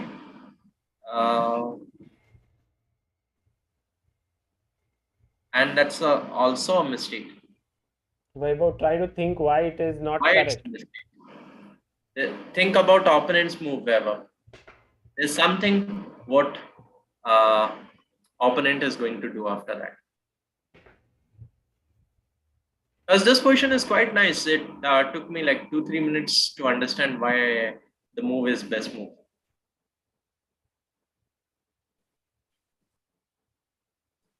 Let's see if in chat if someone is able to answer this. Yes, chat, guys, wake up. What should white do here? Sorry, what should black do here?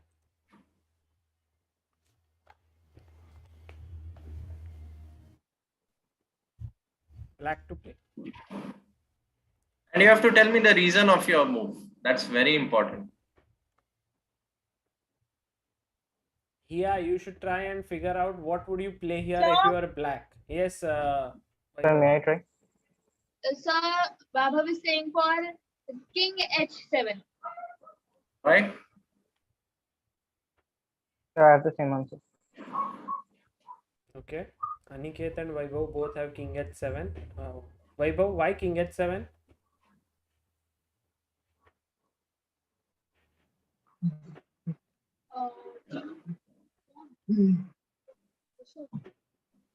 So bishop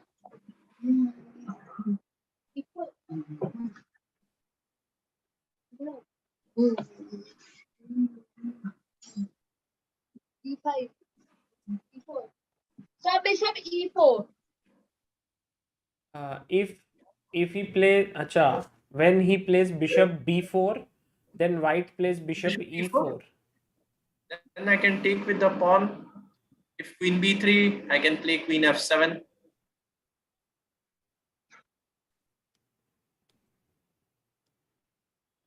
Okay, and I think Aniket also went with king h7. Aniket, why did you play king h7? Yes.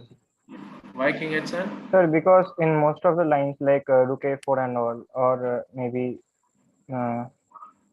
also something like e3, which not here but can be an interesting idea. Such tactics like bishop e4, queen b3 is coming. And with the problem is bishop b4 is bishop f1, I guess. Okay, and then after king h7, let's say white plays random move, then what are you going to play? Maybe it depends. I mean, what white plays. If Okay. it depends, okay. Let's say, yeah. Here the a4 pawn is hanging.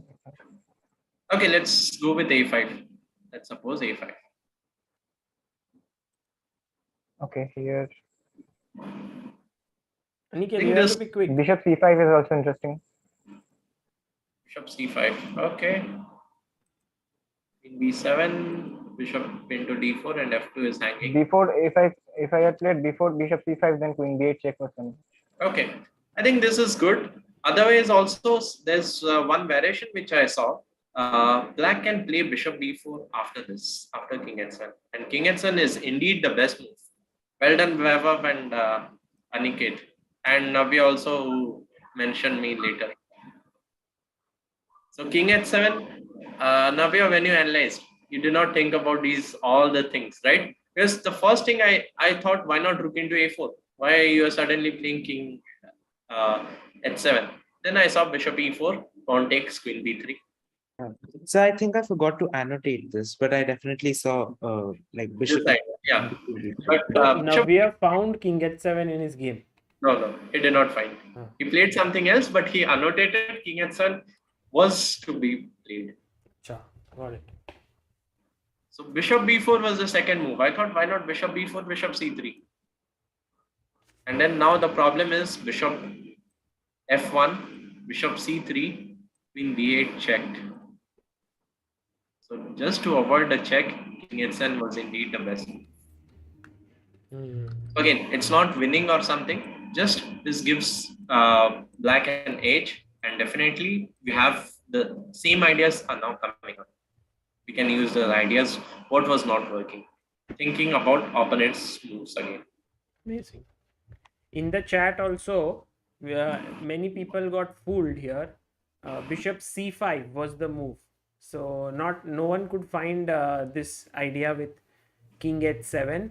But bishop c5 doesn't work, as Swayams just mentioned here, because of queen b8 check, and then there is no pin.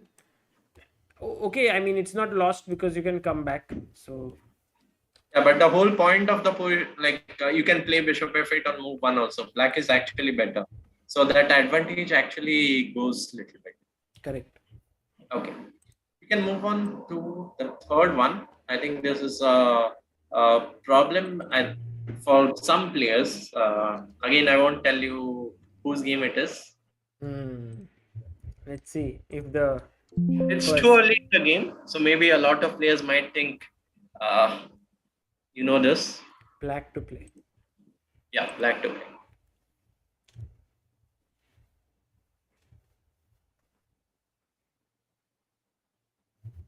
Also in the chat. Just opening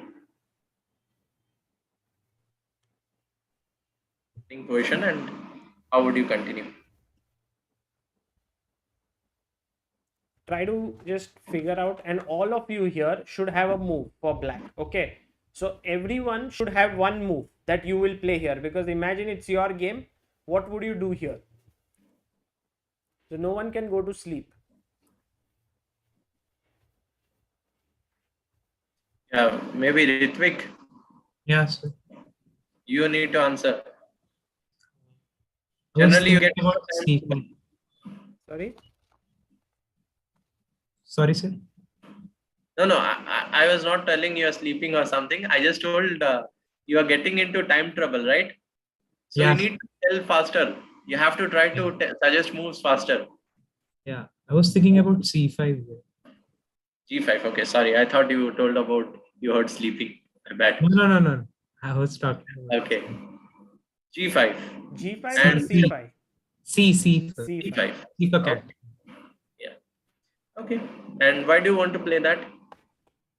I mean, white's king is still in the center. Maybe I can open up the center. Okay. But your pieces are not developed, and that is fine. Yeah, I think except for the c8 bishop and a8 rook, I think they're doing pretty well. Okay. And does anyone recall whose game it is? So is this my game again? No. Okay. Now, you think you have made so many mistakes that all your games will come to I've selected only some. I won't be able to discuss everyone's games as well. The thing is, I play the same opening, but I don't play. Yeah, but not your game again. I think similar position could appear maybe with the bishop on e7, maybe with some small changes. I think this position is very common. I actually play c5 before Like my bishop is on f8, I play c5 first without asking. Okay. And I play e6 something. So, Yes. Sir Vaibhav is saying for c5. C5. Okay. So everyone is going with C5 or not? Supriya, what's your move? I would also play c5. C5, Hiya. Arnob? So C5. C5. Ayush? C5. C5 with the idea of queen b6 or queen a5. Okay. And Ayush, this is your game.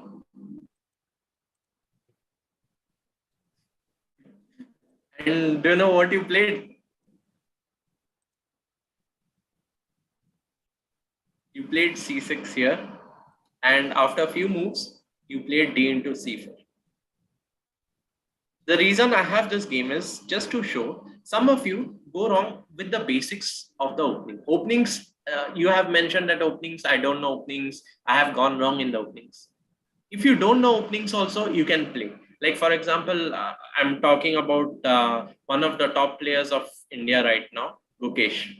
If you go back to check his previous games, maybe even Pragnananda's games, they used to play some with white, they would play knight f3, g3, bishop g2, and just develop the pieces and play a game, and they would still win. So it's like they become IMs and GMs just by playing that. After that, of course, opening is important because at a certain level, it's really essential to work on openings. But without openings also, we can work. It's not like you need to know all the openings or everything. If you feel you are down in openings, you have to handle it in a better way. Just following basics is one idea. Develop your pieces, castle, control the center. Why c5 is played here? Just a thumbs rule, you can assume it. Whenever white plays queen c2, there's less pressure on d5. And then black can easily go c5. If the same position queen was on d1, probably it's not easy. Rook on d1, it's not easy. But with queen c2, c5 is a easier move to play. And most of, I think many of you would have faced problems playing against d4 as black. Like this is what I have observed players around the rating you are in, all of you are similar rating. So the main problem in d4 is the bishop on c8. In many games, you will see your bishop does not have a good square to go. One good idea is move your bishop d4, d5, play bishop g4 or c6, that can be played. Of course, it's not a great opening. I'm not recommending to play it, but otherwise, do take care of the bishop. If you are playing c6 and then b6, bishop b7, still your bishop is going to be bad. And if you are taking on c4, white will play e4 and then control the center. So this is the right time to strike with c5, as a lot of you have pointed out. So if pawn takes, you can take with the bishop as well, or start with queen a5. Queen a5 is an idea, with the next threat being knight e4. And black starts to play actively, and the bishop on c8 would have the open diagonal to play. Like for example, in future, when we play b6 after capturing on c5, when we play b6, bishop b7, then we can play dc4 and the diagonal is open.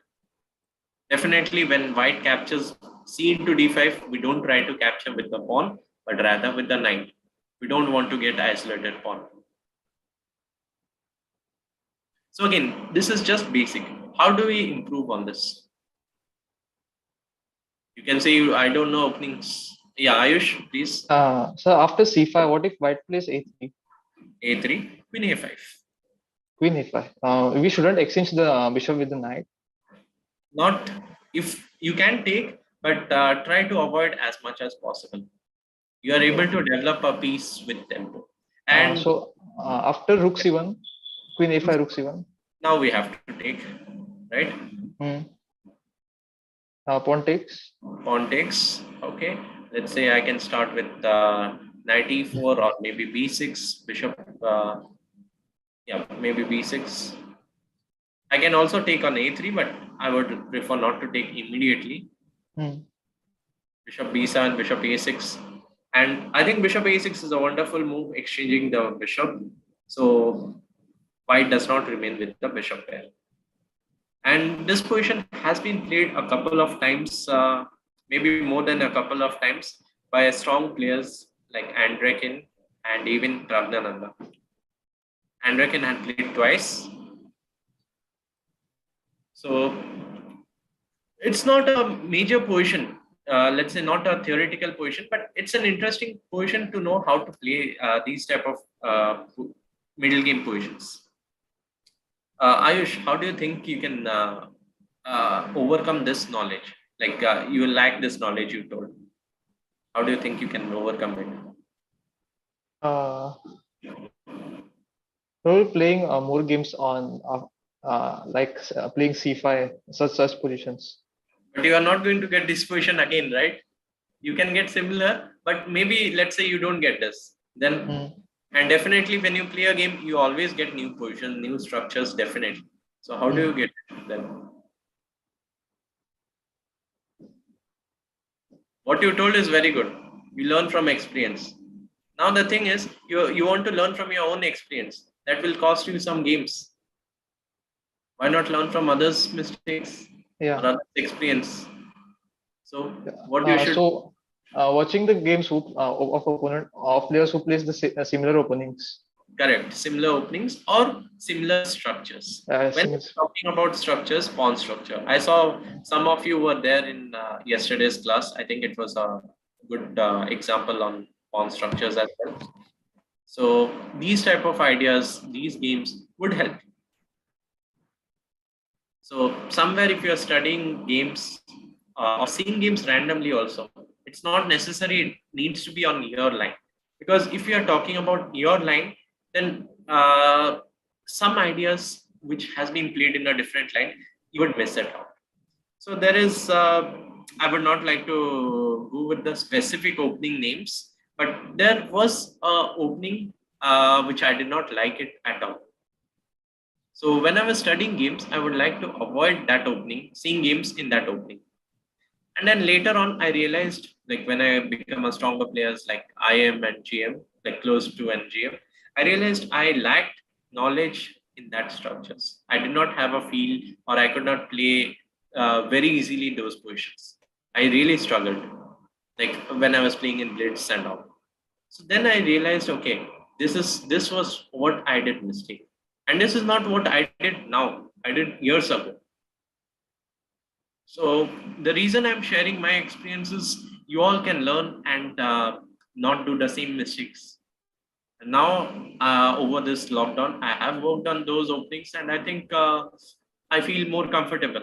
If I play those openings, I'll be feeling more comfortable. I know the ideas and plans. And see, no matter whatever we do, let's say in chess, the positions are not going to repeat. Maybe the openings first few moves can repeat, but generally it won't repeat. What is going to repeat is the ideas and plans. They can occur in different position, different moments. And that is what we are talking about, is pattern recognition in chess. So if we pick up the ideas, those ideas can reoccur in different positions. And we can move on to next example. Sir? Yes. I have a question. So I just had a question. Why can't we put G5 in this position, followed by C5? Okay, it's an interesting idea. It is played in similar positions in Ragozin. I have in fact played in one of my games, maybe more than one you can find. G5 is fine, it's possible, but when you're playing C5, you're opening up the position. You have weakened your king side a bit, and your piece development is not complete. And my basic principle is, if you follow the basics, you're not going to go wrong. Maybe you might not win brilliantly. I completely agree with you. But you're not going to make mistake or lose very quickly. And here there's a good chance you can end up losing in 20 moves or something. Because all your pieces would be, like your king is weak, right? If we just look at this position, our king looks weak. the position is going to open up. So white's pieces can easily come from queen side to king side as well. H4 is one of another moves what black and white can go for. So if you play G4, knight E5, and then some push. I would not play H4 very quickly, because as white also I would like to follow the basics. I will not go for immediate attack. The piece development, like when we see some games, for example Dubov's game, Mamendorov game, and we see Raport's game, I forgot his name. So third move G4, fifth move G4, and we are really excited, right?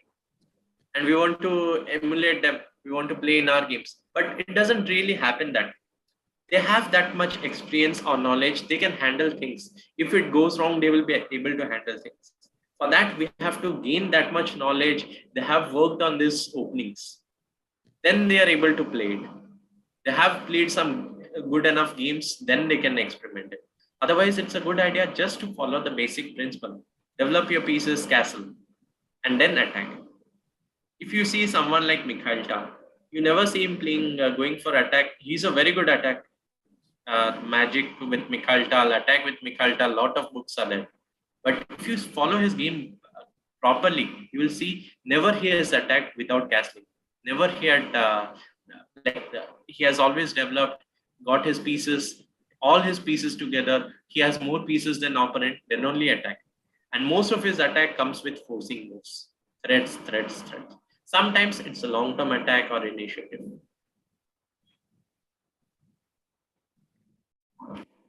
Fantastic. Sir, I have a question. Yeah. So in the initial position, what exactly is, in your mind, what exactly is the priority? When I look at the position, I imagine a position like Queen A5, Knight E4. I don't know how to approach that. So that was not a priority for me. That how do I approach that? Of course, that is a wrong approach. So what exactly works on your mind when you look at the position? Okay, personally, see, one thing, Aniket, I would say, I don't believe it's a wrong approach. Okay. I can say it's not the right approach, but wrong approach or not, maybe in this position it is not apt. But if we twist the position a little bit, maybe it might be the best approach. So definitely your thoughts is not, don't think that, okay, I'm going wrong or something.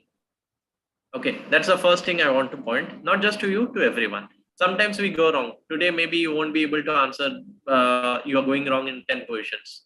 It's fine. Maybe if you are learning, tomorrow you'll get it correct. And if you're making mistakes today, in the games, you'll be able to improve it. You won't make such mistakes.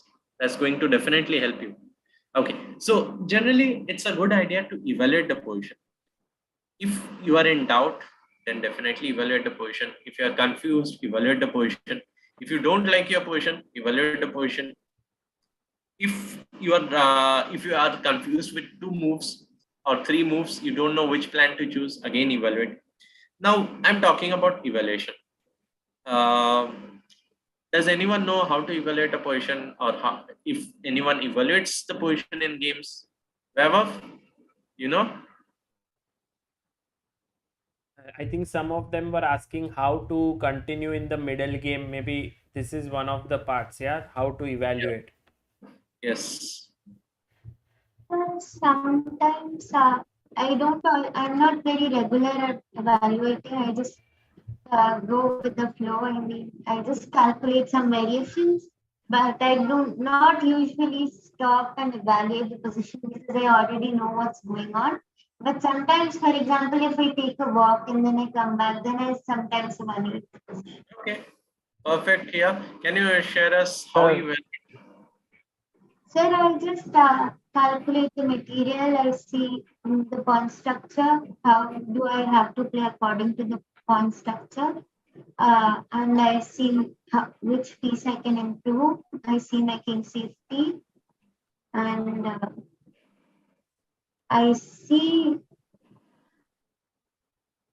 like, I think I base my plans on this. Yeah, I think I would say it's a good approach already. Anyone has to add to this or something? Sir, Different? When I am evaluating, I first look at check captures and attacks, and after that, I try to look at the imbalances or what imbalances I can create, so that I can have an advantage. Because otherwise, it just becomes very like monotonous in the middle game. And Okay. Okay. Arnob, would you like to add something? Active plans. If one side has a plan that they can execute easily. I can't hear you. Yeah. So can you hear me Yeah. now? Yeah.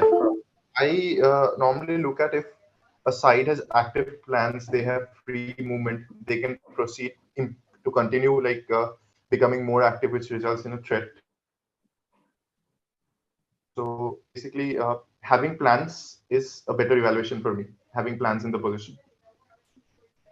Okay. Arnob, have you have done reassess your chess, right? Yes. You are doing. Yeah. Stillman, because that's one of my favorite authors. That's why I asked you. I really like the evaluation process given by him. Like looking about what he had told was very good. King safety, pawn structure, material count, and then activity of pieces. Everything is good. One thing which I think Silman mentions here is weak and strong and weak squares, files, and diagonals. Because generally, yes. Yeah. Can you please repeat? Okay, here weak squares, files, weak or strong squares, files, and diagonals. So that is what is most important. One of the most important things in middle games. And why I'm telling here is, here you will be able to find the weakness, either your weakness or opponent's weakness. If it is your weakness, you definitely try to eliminate them. If it's opponent's weakness, you try to do something about it. But again, first thing you have to observe is if the position is dynamic or non-dynamic, let's say static. So what is dynamic, what is static? Aniket, you can help us. You had asked about dynamic. No, not you, sorry. Vaibhav had asked about dynamics. Vaibhav, can you help us? What is dynamics? Yes, sir. Please. So 1 minute.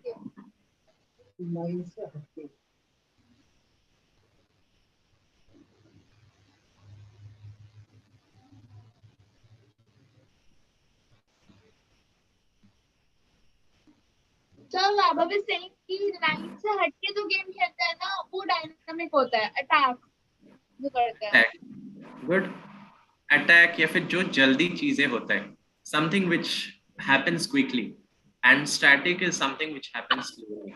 If calculation आ रहा है या कुछ आ रहा है then we don't have to really evaluate in depth. उतना ज्यादा evaluation plans ढूंढने का जरूरत नहीं है. But अगर position slow है then we need to do these things. अगर पोजीशन में शार्प कैलकुलेशन आ रहा है then if you evaluate actually you won't gain much about it, but it might help you in some cases, but mostly I think in slow positions, strategic positions, it's important to evaluate. So this weakness is one thing which you can add. Piece activity, the minor pieces, that is an important factor to evaluate. And then pawn structure, space advantage, king safety, these are factors. King safety, sometimes if there's a weakness around the king, that also can be exploited. May I add some? Yeah, go on. So I sometimes also see like the vulnerable squares and the immobile pieces, and I see whether there are more attackers on either sides or more defenders, because it can help me form more plans easily. And I can get to know about the square control of the position. And I see like in piece activity, I see the mobility of the pieces, the safety of each piece, whether it's hanging or not. But most of the time I miss seeing this and I end up plundering pieces, hanging pieces. Now I don't do it very much, but before it used to be a major problem for me. And then of course the looking at opponent's move, what he plays. I think for blunders, what I can suggest is when you make a move, just ask yourself, what is going to be my opponent's next move? That is one thing. Am I blundering something? Or after your opponent's previous move, start thinking, what was my opponent's? Why did he or she play the last move? What is the threat behind it? Like if you do it, definitely blunders will reduce. It's not something you need to do it every time, or it's not applicable for everyone. But if you think you're making a lot of blunders, then definitely it's a good idea to start asking yourself these questions. See, most of the times what helps is if you ask yourself questions, because the answer is within you. And I saw all of your profiles. Everyone has good enough knowledge. I cannot say you are not aware. I'm going to teach you a lot of things. Okay, I can teach you, but whatever you know, if you apply those things, it's going to be helpful for you. You have knowledge, you need to apply it, and then transform it into skill, and then soon results. Okay, we can move on to next position. Which one? 20 or 21. You can start with probably 20. Okay. 20th position, guys. Try to figure out what should white play here. Guys, you all have like one minute, yeah, Swayams? Or more? Yeah, we can say 1 minute is good enough. So I'm not giving difficult positions where we spend 10 minutes or something calculating lines and all, because I don't feel that's going to help us in our games. Okay, Vaibhav is ready with the move, I think. Oh, Vaibhav, so soon. I think I can also understand probably the move.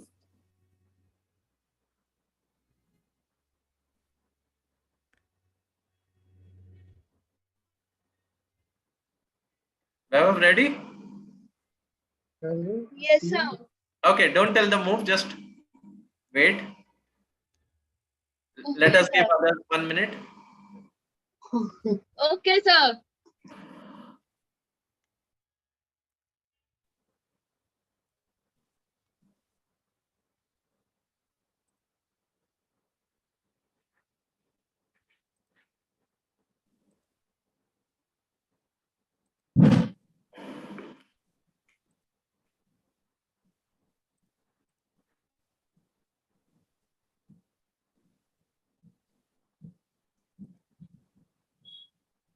Yes, guys, any move suggestions?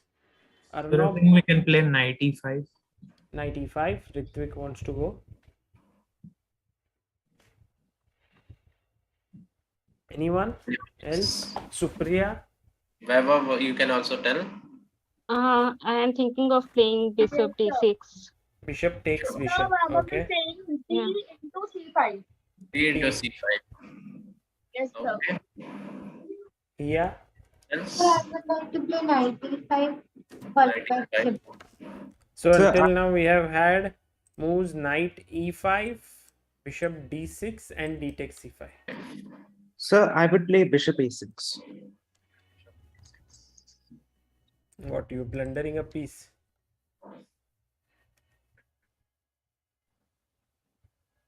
Okay. I think everyone understands now. Yes, bishop a6 is indeed the best move. Yes, B6 was. So this was shared to me by one of my friends. He's also a grandmaster. He shared this position and asked me to solve within 30 seconds. I think I was able to solve it or something, or I gave this position to someone and asked one of my students and asked to solve it 1 minute, and he was able to do it. And okay, I'm not explaining this position. We can move on to the next position and come back after this. Okay. Next, we can move on to, I think this was 20. Yes. Move on to 21. 21. Okay, this one is a completely different concept. White to play.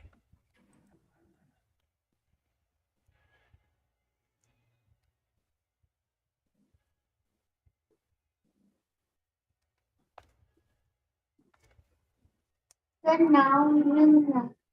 now also bishop is coming to mind. No. Well, Hiya is very quick, yeah. Once you tell her something, she will do it next time. Sagar, she is not going to get tricked by you also.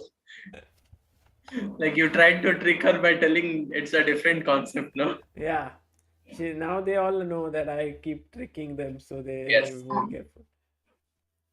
So here also bishop a6 worked. So when I saw that position, immediately this position came into my head. That I had seen a similar position with bishop a6.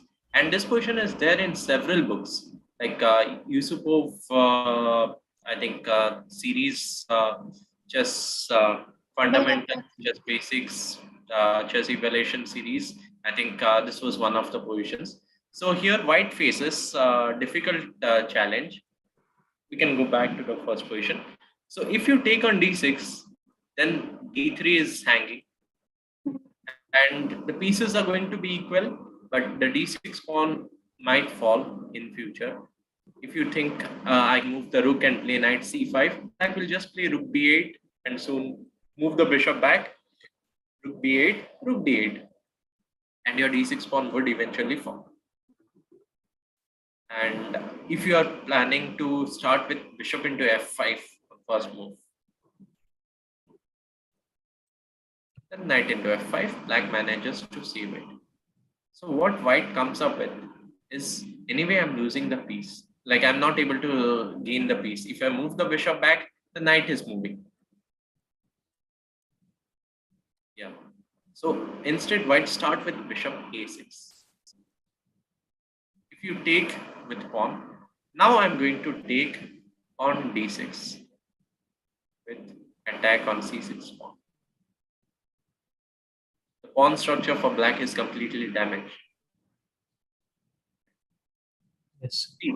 This position and the previous position, answer was similar. Moves were same, but the position was completely different. The concept was completely different. So there can be two types of pattern recognition, I feel, in chess. One can be with similar moves, but concepts can be different. And other one is concept can be same, but different moves. And these patterns, it can come to you anytime during a game, and you won't be able to recognize, I saw this game somewhere. Maybe I did this in this game, but there has been several moments I know I have seen this position somewhere, but I'm not able to recall it. And maybe if I search games or positions, I might be able to find it. But if you observe things when you are solving also, it will help you. It's not just about solving, we solve positions and finish. Because chess, at many moments, it's about, you can think calculation, but pattern recognitions help you to save time. And many of you had problems with time. Yeah, so I think many of you had problems with time. So time can be definitely saved if you solve positions, and while solving, just keep a note of it. Okay, we can go back to the next position, just take the previous one and just explain this next one. The bishop a6 one, yes. Yes, the other bishop a6. Position 20. Yeah. So in this position, again, lot of pieces can be exchanged. Bishop d6. You can start with bishop b5. I was surprised that none of you went with bishop b5. I was expecting some of you to go with bishop b5, but Navvye went all the way to a6, a little bit further. Because bishop b5 is a very natural move. You think some tactics can occur there. Sir, I thought f4 bishop, because of f4 bishop, I know that it's okay to exchange, it helps for e5, knight e5 or something, but I just didn't like it. So that's all. Like, yeah, bishop d6 or dc5, I think it's normal moves, I think it will be more or less equal. I don't think we are gaining much here. But again, okay, we know after doing all this, I'm going back to solving positions. But we have to keep solving positions because they are going to help us to remember and recall the positions more. It's not just we need to only do one aspect. We have to cover different aspects of the game. And I think except endgame, I think we have discussed almost everything right now. Why I'm not focusing on endgame here is most of our games do not go into endgames. We can work on endgames, yes. If you are aiming for a very long-term result, it's not going to help you immediately. Like Russians, from what I had heard from my childhood, they start with endgames. It definitely helps us. But if that helps in long term, not immediately. So simultaneously focusing on these things, and also I did not see a lot of you having big problems in endgame. I think someone of you had a king on endgame blunder. Except that, I think everyone endgames were not a big problem. I think these areas are something which needs to be focused on.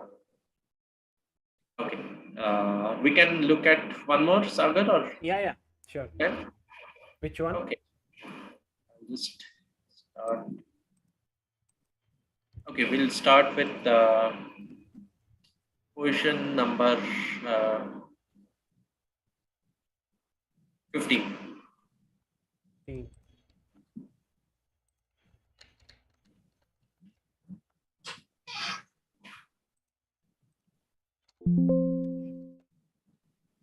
Black to play.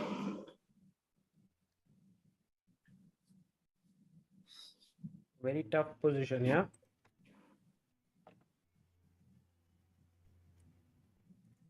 Guys, black to play.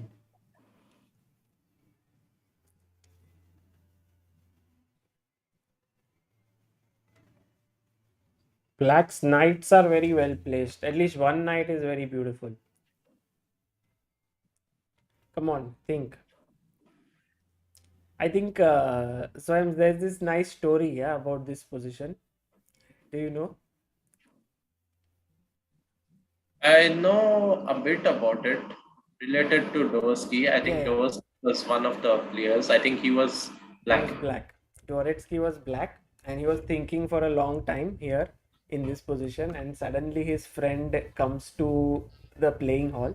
So Dvoretsky has not found the winning move. Okay, I know the story, but I did not know it was for this game. Yeah, and then his friend suddenly looks like, with the big eyes. He looks there, and then Dvoretsky suddenly realizes, oh my god, and he finds the winning move in a second. So all it takes for a good player sometimes is just like, okay, here something exists.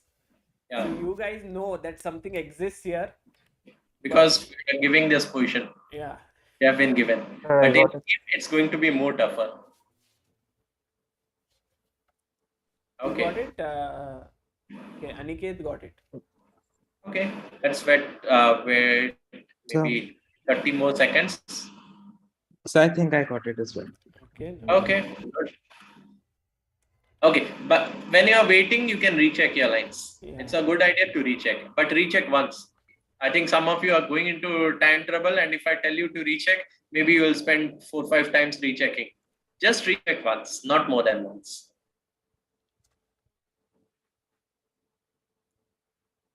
Come on, how many of you are tired? How many of you have never practiced so much chess and one go? Or everyone has? So then you must not be very tired, right? Personally, I feel if someone is working alone more than 1 hour, I think you get bored. Am I correct? Yes. If you are not playing. Yeah. If you're playing, of course, you are enjoying, you can play on for hours. So when you're studying, you get bored and then you try to look for distractions. It happens with me. So can we tell the move now? Yeah. So I would play b3. b3, and I'll just take with the pawn. So if you take with the pawn, then rook d1. Rook d1. Yeah. And so now because we played b3, the bishop can't escape to b4 or a5 because of the knight. Okay. Yes. And if bishop b5? So Vaibhav is saying knight c3. Knight c3. Okay, Vaibhav, we'll come back. So if bishop b5, then knight a5, and then double it down. Knight a7. A5. A7. A7. Knight. Sorry, a7. A7. Winning the piece. Okay. And what if I start with something like rook c2 on the second move? Can I play it? Attacking. Yeah or no? So then check. Check, right? Okay. What if I change this move and start with bishop c3?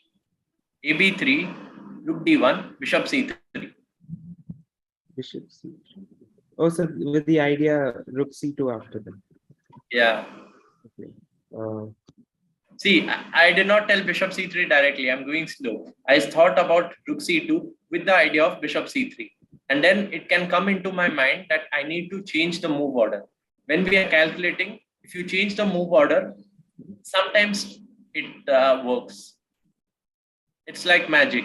In magic, if you are spelling the, like pronouncing it wrong or the letters are in wrong order, it doesn't work.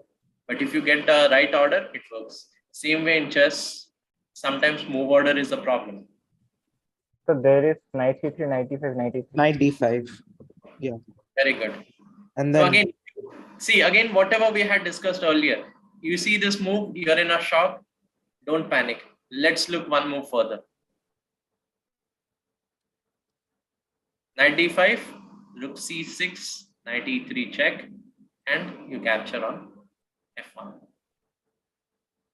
And the knight is definitely getting out. Black is winning. Okay. Are you all tired, or you want to look at two more positions? So two more. Two more positions. We can do. Okay. Yeah.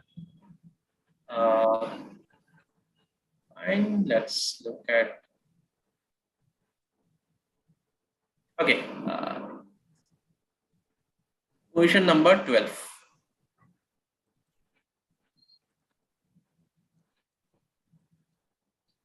Yeah.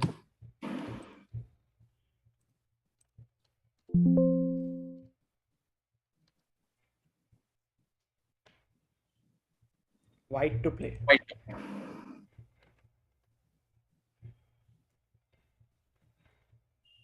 Come on, guys. Try to give everything. Try to focus so that you are able to find the move. Bring in the reserves of your energy, focus. Ayush, So I think are you tired? No, sir. Come on, you can do it.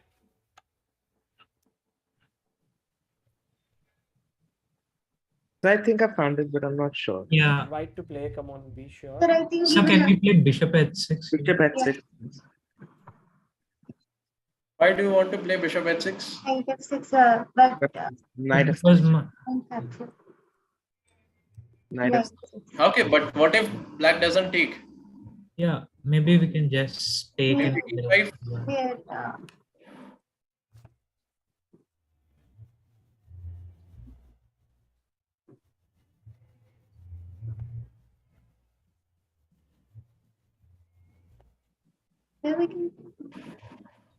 Sorry. See, again, you need to think of opponent's move. Now you are thinking, maybe you are lucky that it's not a blunder. Sometimes it might be a blunder as well, no? Yeah. So first you need to think about opponent's move. I didn't want to see. Your ideas are fine, but sometimes calculation is important. Just to make sure not blunders don't happen often. So maybe we can just take on g7. G7? Yeah. Let's take some knight e5. Yeah. E5. Knight c5 is much better. Why? I'll tell you. So we'll end up having knight versus that bishop. White also has some chances of attack around the king because The king is weak, dark square are weak. Black doesn't have a dark square bishop. And you see our first move was bishop h6, exchanging dark square bishop. Whenever there's a fianchetto, if you can exchange that bishop, the king becomes weaker. So I think everyone must have seen some dragon positions, Sicilian dragon, Yes. where white generally goes bishop e3, queen d2, bishop h6, and tries to attack. So again, if we want to attack, we need to exchange it. Also, if you look at the position, if the pawn structure is fixed, black ends up having a lot of weakness. The knight on d4, that cannot be dislodged. c6, a pawn to be targeted. That d4, d5 pawn is a passed pawn, agreed, but that passed pawn can be blockaded. With the knight, with the queen. And I think, again, if you want to go back around his pawn structures, you have a wonderful lesson yesterday. Yes, sir. So it's not just that, okay, today you are learning. Other classes also, other sessions also you can observe. See, I have taken so many references from yesterday's class because I really watched yesterday's class and learned a lot. I think this is one of the things that you have to see, that even if someone is a grandmaster, they always keep learning, and this attitude is very important, and you can learn from anywhere. It doesn't matter that you Swayams can say, I'm a GM, I want to only learn from 2700 plus. It's nothing like that. He can learn from anywhere. So keep that attitude. Yeah, go on, Aniket. Sir, when we play knight c5 after takes dc, isn't it blocking our frontal attack towards the c6 line? Like that is the weakness here. So. You mean the c6 pawn was a weakness and that is getting blocked, like stopped, right? That's what you meant. Yeah. I mean, I wanted to launch an frontal attack by rook c1 or something later. Yes, but see, here we also have some small weakness on d4. And also, black can try to play c5. For example, when you play knight e5. This is what you wanted to play, I guess. Queen c7. And now when you move your knight, black is ready to play c5. Now perhaps. Right? You won't have enough time. So that time also is very precious. Again, we have to think about our opponent's move. At the end of the day, that is one important aspect everyone has to focus on. Okay. We can look at the last position, 16.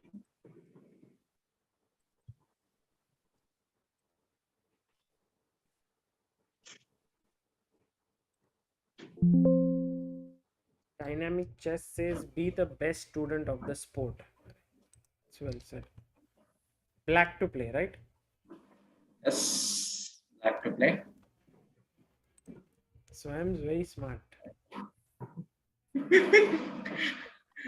You know this game? No, I don't know this game, but I like the fact that you sort of jumbled it up, everything. And whose game is this? I think it's Anand Pramik, London Classic, London Rapid, I think. Anand is white or black? Yes. Achha, Anand is white. Pramik is black. Okay. Guys, black to play. Sure. Yeah, black to play.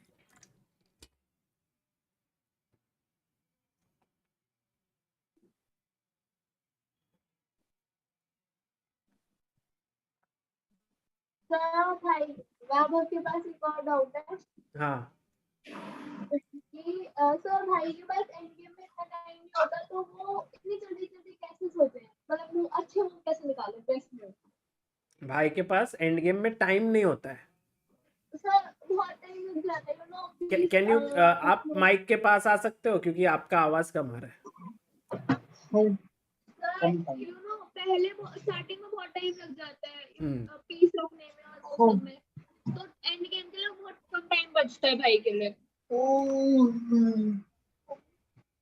तो क्या करना चाहिए opening भाई की थोड़ी long हो जाती है टाइम कंज्यूमर ओपनिंग में टाइम चला जाता है ज्यादा फिर एंड गेम में कम टाइम बचता है ऐसे बोल रहे एंड गेम में सबका कम टाइम ही बचता है कुछ लोग हैं जो जल्दी खेलते हैं, उनका टाइम बच जाता है, नहीं तो ज्यादातर लोगों को टाइम कम ही रहता है। बट हाँ, मिडिल गेम में ज्यादा होना चाहिए। ओपनिंग अगर टाइम आपका जा रहा है तो अगेन गेम्स देख सकते हैं, जैसे मैं गेम्स बताया, वो ओपनिंग में कौन कौन प्लेयर्स खेलते हैं, उनका गेम देखने से आपको थोड़ा आइडिया होगा प्लान्स का। एंड जब वो पोजीशन आएगा, आपको पता है ये पोजीशन में मेरे को ऐसा खेलना है, और आप वो चीजें ऑनलाइन में भी गेम्स खेलते हो तो प्रैक्टिस कर सकते हो, तो देख सकते हो क्या प्रॉब्लम फेस कर रहे हो, तो ऑनलाइन गेम्स भी एनालिसिस कर सकते हो। और एक चीज आप कर सकते हो टाइम थोड़ा बचाने के लिए, ओपोनेंट के मूव पे सोचना, या फिर ओपोनेंट का मूव प्रेडिक्ट करना। तो ओपोनेंट का मूव अगर प्रेडिक्ट करोगे एंड सही से प्रेडिक्ट करने की आदत बन जाएगा, then you won't be spending a lot of time.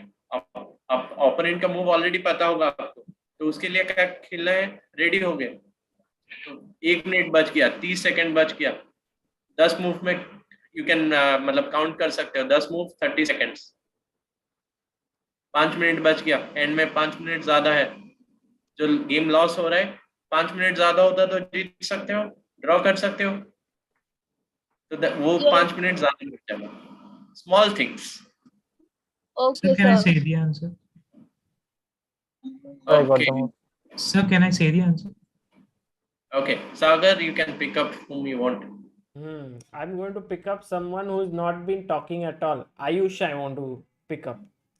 Okay, so I was thinking rook c2. The problem was there was queen b5. So we would play b4.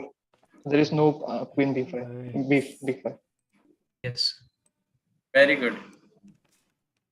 Yes, I think that is correct, and that is what Kramnik also played, b4. b4. So rook c2 does not work because queen b5 protects the bishop on e2. And then we play b4. If opponent takes on with ab, now we can go rook c2, and now there is no queen b5 protecting the bishop. Queen's own path was blocked. How many of you thought this move b4? Yeah, Ritwik, Aniket. Nice. Yeah. Okay. So in the game, I think Anand played something else. Bishop d3. No, bishop d3 doesn't work. He took here queen b3, rook e2. No, I think this is a variation. I don't think this is what this happened. didn't happen. Okay. Because I remember Kramnik took on a3 and won. So let you say with rook c1. Sir, I think I have seen this variation, game. This only happened. So in the database. They say queen b3, rook e2, knight d4, bd5, queen d3, and queen h4, and resigns. Okay. Bye-bye. Sir, could you repeat the tournament? I think this was in London Chess Classic 2013. It was rapid, right? Yeah, rapid. Rapid. Yeah. So again, if you observe, anyone observed? We saw a similar position, exactly similar concept. Yes. Yes, sir. A few positions. The b3 with the rook and the bishop on d2. The bishop could go to b5 or b4, and that was stopped if we played b3. Yeah. Okay, this was very similar because I gave the b pawns. You can find similar position with different pawns as well, different position. But the ideas can come anytime in your games as well, these ideas. It's not just that I'm showing this position for the beauty of the position. It can come in your games as well. Right. So if you keep on observing things when you're solving, how it wins, why this works, you're going to get it in future, definitely in one of your games, one of the ideas what you have worked on will come. And definitely then you will remember, okay, I had seen this from this book or something, and I won 1 point. And that 1 point will, more than that point, it will give you the happiness. Amazing. Yeah. Swayams, before we end this stream, can we give that one position number 25 because it's so beautiful? Okay, And let me. then they can think and then they can end. We can end the stream. Yes, 25, 26 interesting positions. So, 25 is. Okay. So, see, I said one and Swayams gave two, but okay, guys. I think this is more beautiful. This is more, yeah. White to play and win, okay, and try to be a little creative.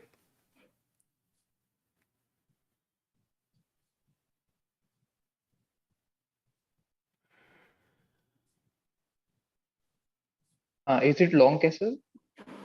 Try to think before you say the answer. Again, think about opponent's moves. Opponent don't see when you get the move, you get excited and then you play it, and then it's a blunder because you haven't seen opponent's move. So think about opponent's move.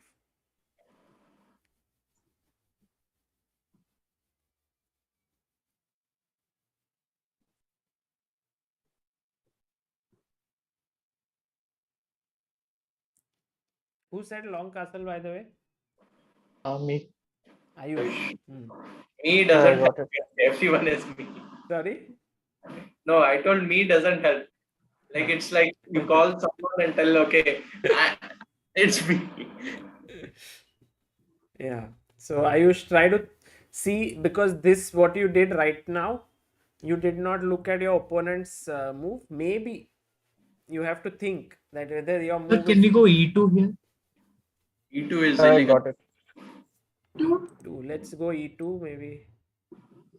Oh, sorry, I mean, sorry, D7. Sorry, I was confused. Sorry. Okay. D7. So I think I got it. Yeah, D7, King F2, D8, King takes, then long castle. Sorry? Oh, that First was take queen, then a long castle. like the queen and then long. You get right, sir. So why not first long castle? I think there is Rook B5. Rook A2. Rook A2. Rook B5, D7 wins. Yeah, Rook C5, and I don't think checks. Sir, Rook A2, Rook A1, takes, and then King C7. King C7. Sorry? Rook A2. Very good. And then King B1, then? Then Rook A8, Rook D8. Correct. D8 and either King C7 or Rook D8. So, yes, this doesn't work and quite interesting. So push. Thinking outside the box. Queen and now Queen long.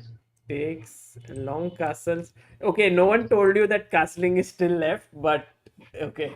Yeah, So unless you are told this much, I have understood right now. Unless you are told n% castling, all this are possible.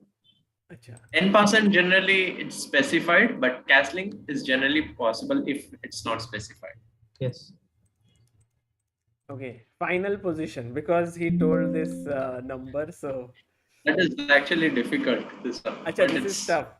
Is this black to play or white? It's black to play. Black to play. So my question here is, I think Sagar also to you. What do you think about the evaluation? And Sagar, you have to answer quickly. My evaluation is equal, because if I say white is winning, you wouldn't ask this. But maybe can be other way around. It could as also well. be black be winning. Yeah. 1 second. Let me quickly think, because there is a threat.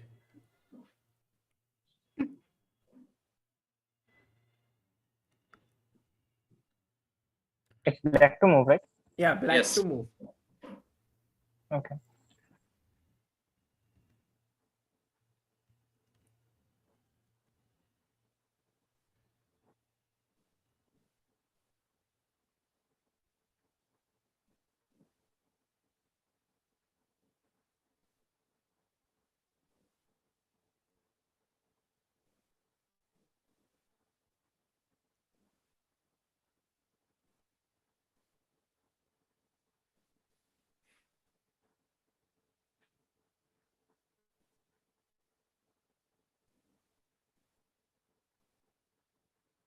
It looks like white wins, but I think there is a trap which I'm missing.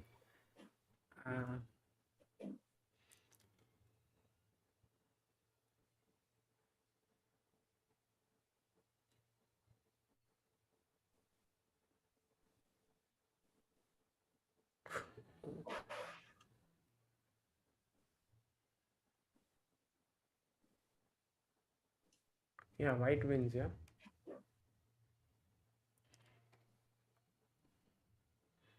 Yeah, Swayam smile is very tricky. I don't.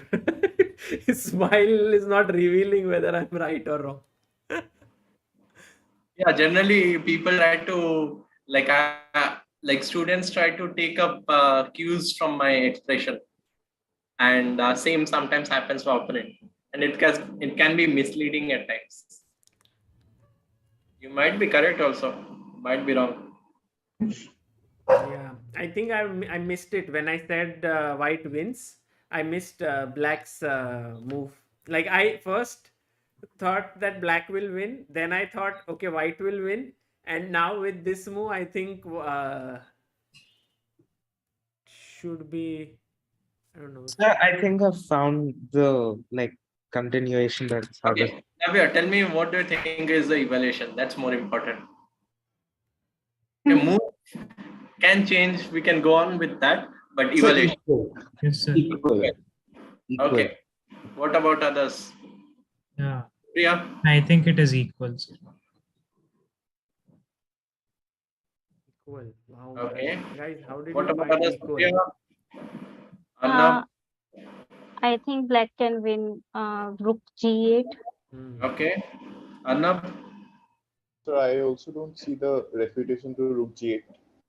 Okay. Yeah.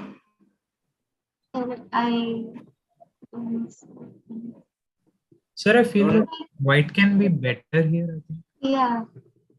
So Sir, there's I can't one find very it in obvious the move, which But I feel there is some for black. White is. How can white be better? I think you're a piece Sir, of. rook g8, there is rook b5. So Okay. after that, I can't find anything.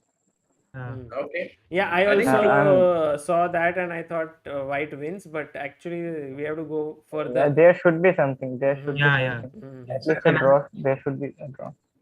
Maybe it's a draw. Yeah. It's a Sir, draw. Vaibhav is saying white की slightly advantage है. कैसे? piece up है इसलिए. Slightly. Black वो भी वैभव slightly क्यों? पूरा क्यों नहीं? White winning होना चाहिए, piece up है. अच्छा नाइट. सर नाइट से. हाँ, बट क्या मूव करेंगे? जैसे अभी सब लोग कह रहे हैं that black to play, black will move rook g8 and if the queen moves mate यहाँ पर. Yeah, but there is rook b5.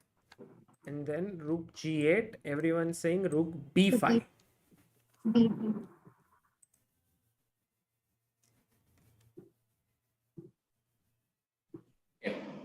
Yeah, I think we can go on with the answer, right? Yeah. Sir, then rook e8.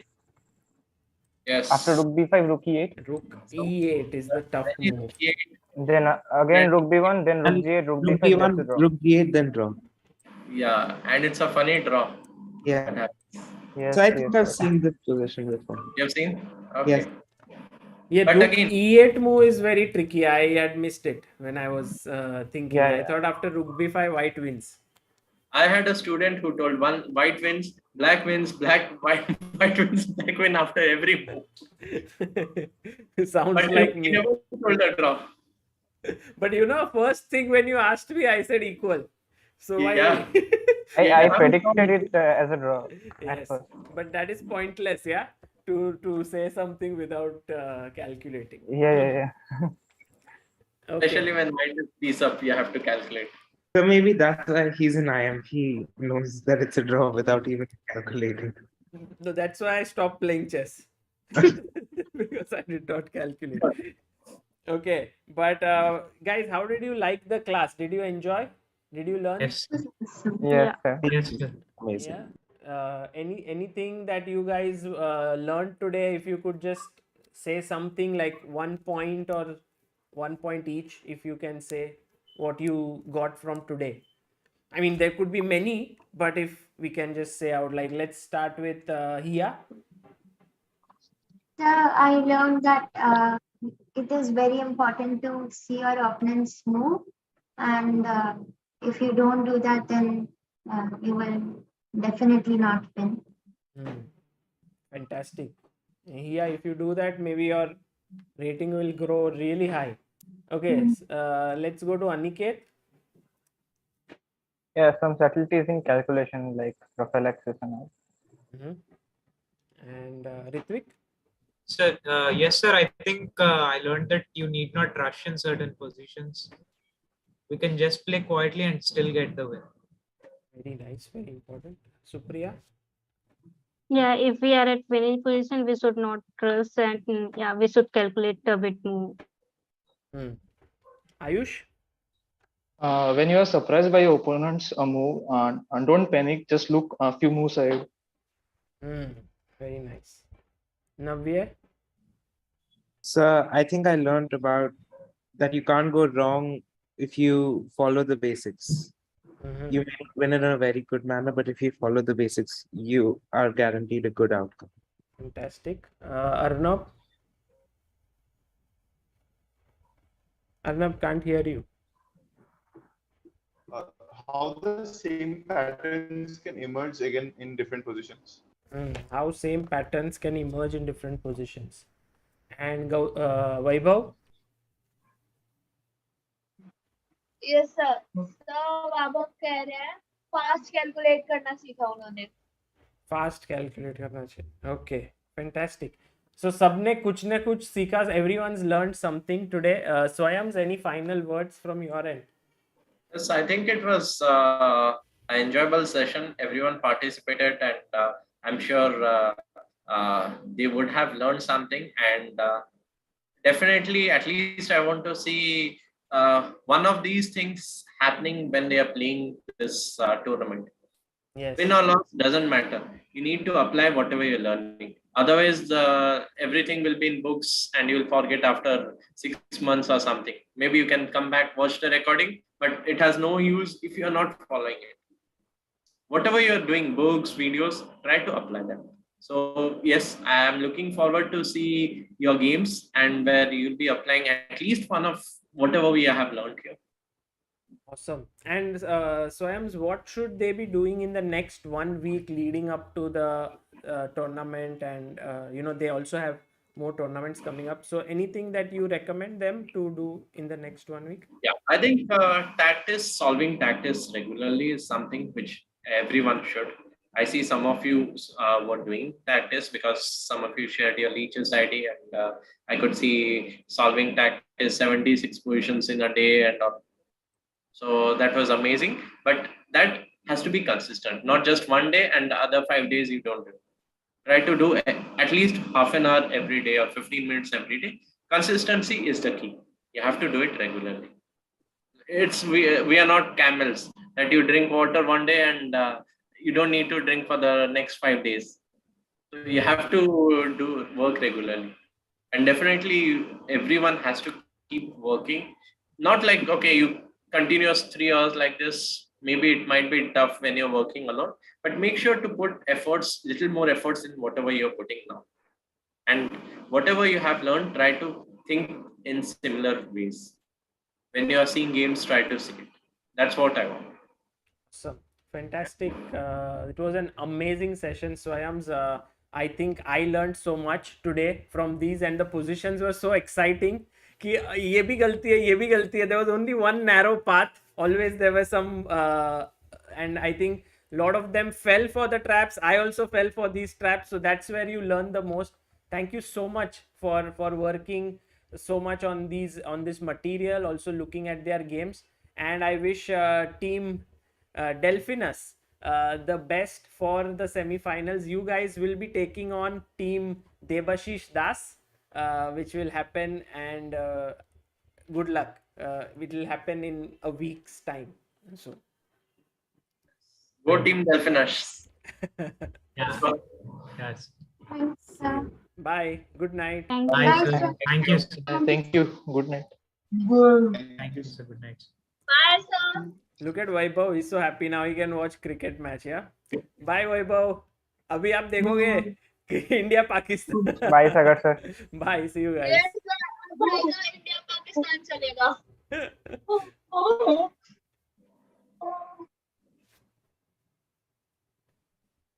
Thank you, sir. Thank you. See you. Thank you, sir. Bye, Bye. Navvye. See you, Vaibhav.